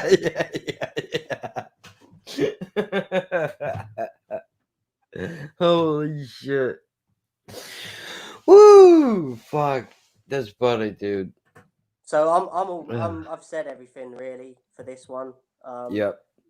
Would have liked to have liked it more, but I like you said, I can't come in here and lie to you, because even if I know you love it so much, like it would have been like you coming in on a Bloodsport going, no, I love it.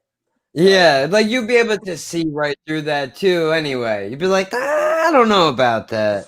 I'd rather you hate it and talk about how much you hate it and what you couldn't stand about it than pretend to like it and try to come up with reasons as to why. But that's why doing this thing is so much fun to do, because I know I'm not yelling into an echo chamber where I'm gonna hear exactly the same thing. Like, sure, we're gonna agree sometimes, but it's fun that often than not we have an idea beforehand that we know where it's going to go, and I think more often than not we're going to be wrong. So definitely. But yeah, dude. All right, so we'll do that. We got a fucking Halloween special coming up for you all, and then we got to figure out what the next one we're gonna do is.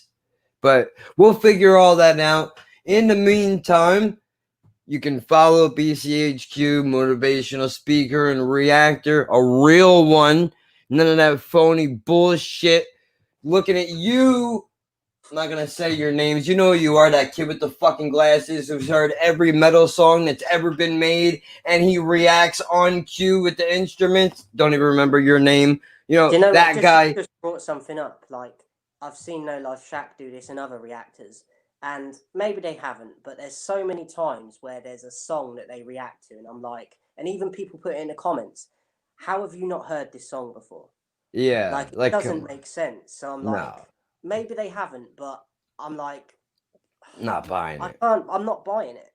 Yeah. You got to get up real early to fuck with us, dude. Not happening.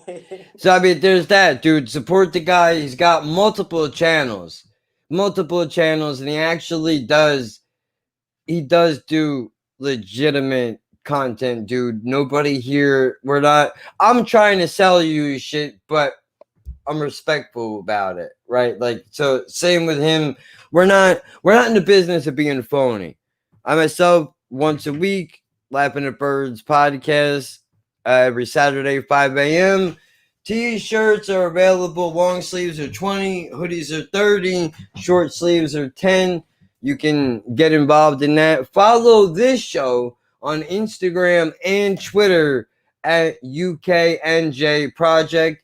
We're not going to blow your feeds up. We only put out tweets or posts regarding to when we're going to go live or if we have something planned. So we're not going to spam your feed or nothing like that. So if you're And on just us, go ahead. sorry, just to say, like before we go, the Halloween one will probably most likely not be a live stream, so it'll be a pre-record, just in case people are expecting us to come on live. It'll probably be uploaded either on Halloween but it won't be a live one, most likely. Right now, the question is, do we put this only on this channel, or should we post it also on our regular channels as well? I only ask that because I'm not sure. Like, I want people to know that this channel is a separate entity that exists, but I'm not really sure to go about trying to get the crossover. I hadn't really thought of that. I don't really know. Like, we could do that. I don't see why we can't. I just hadn't really thought of doing it, but yeah. Well, we'll think about it. See if you can. Maybe we can. I don't know. We'll figure it out. I don't want to.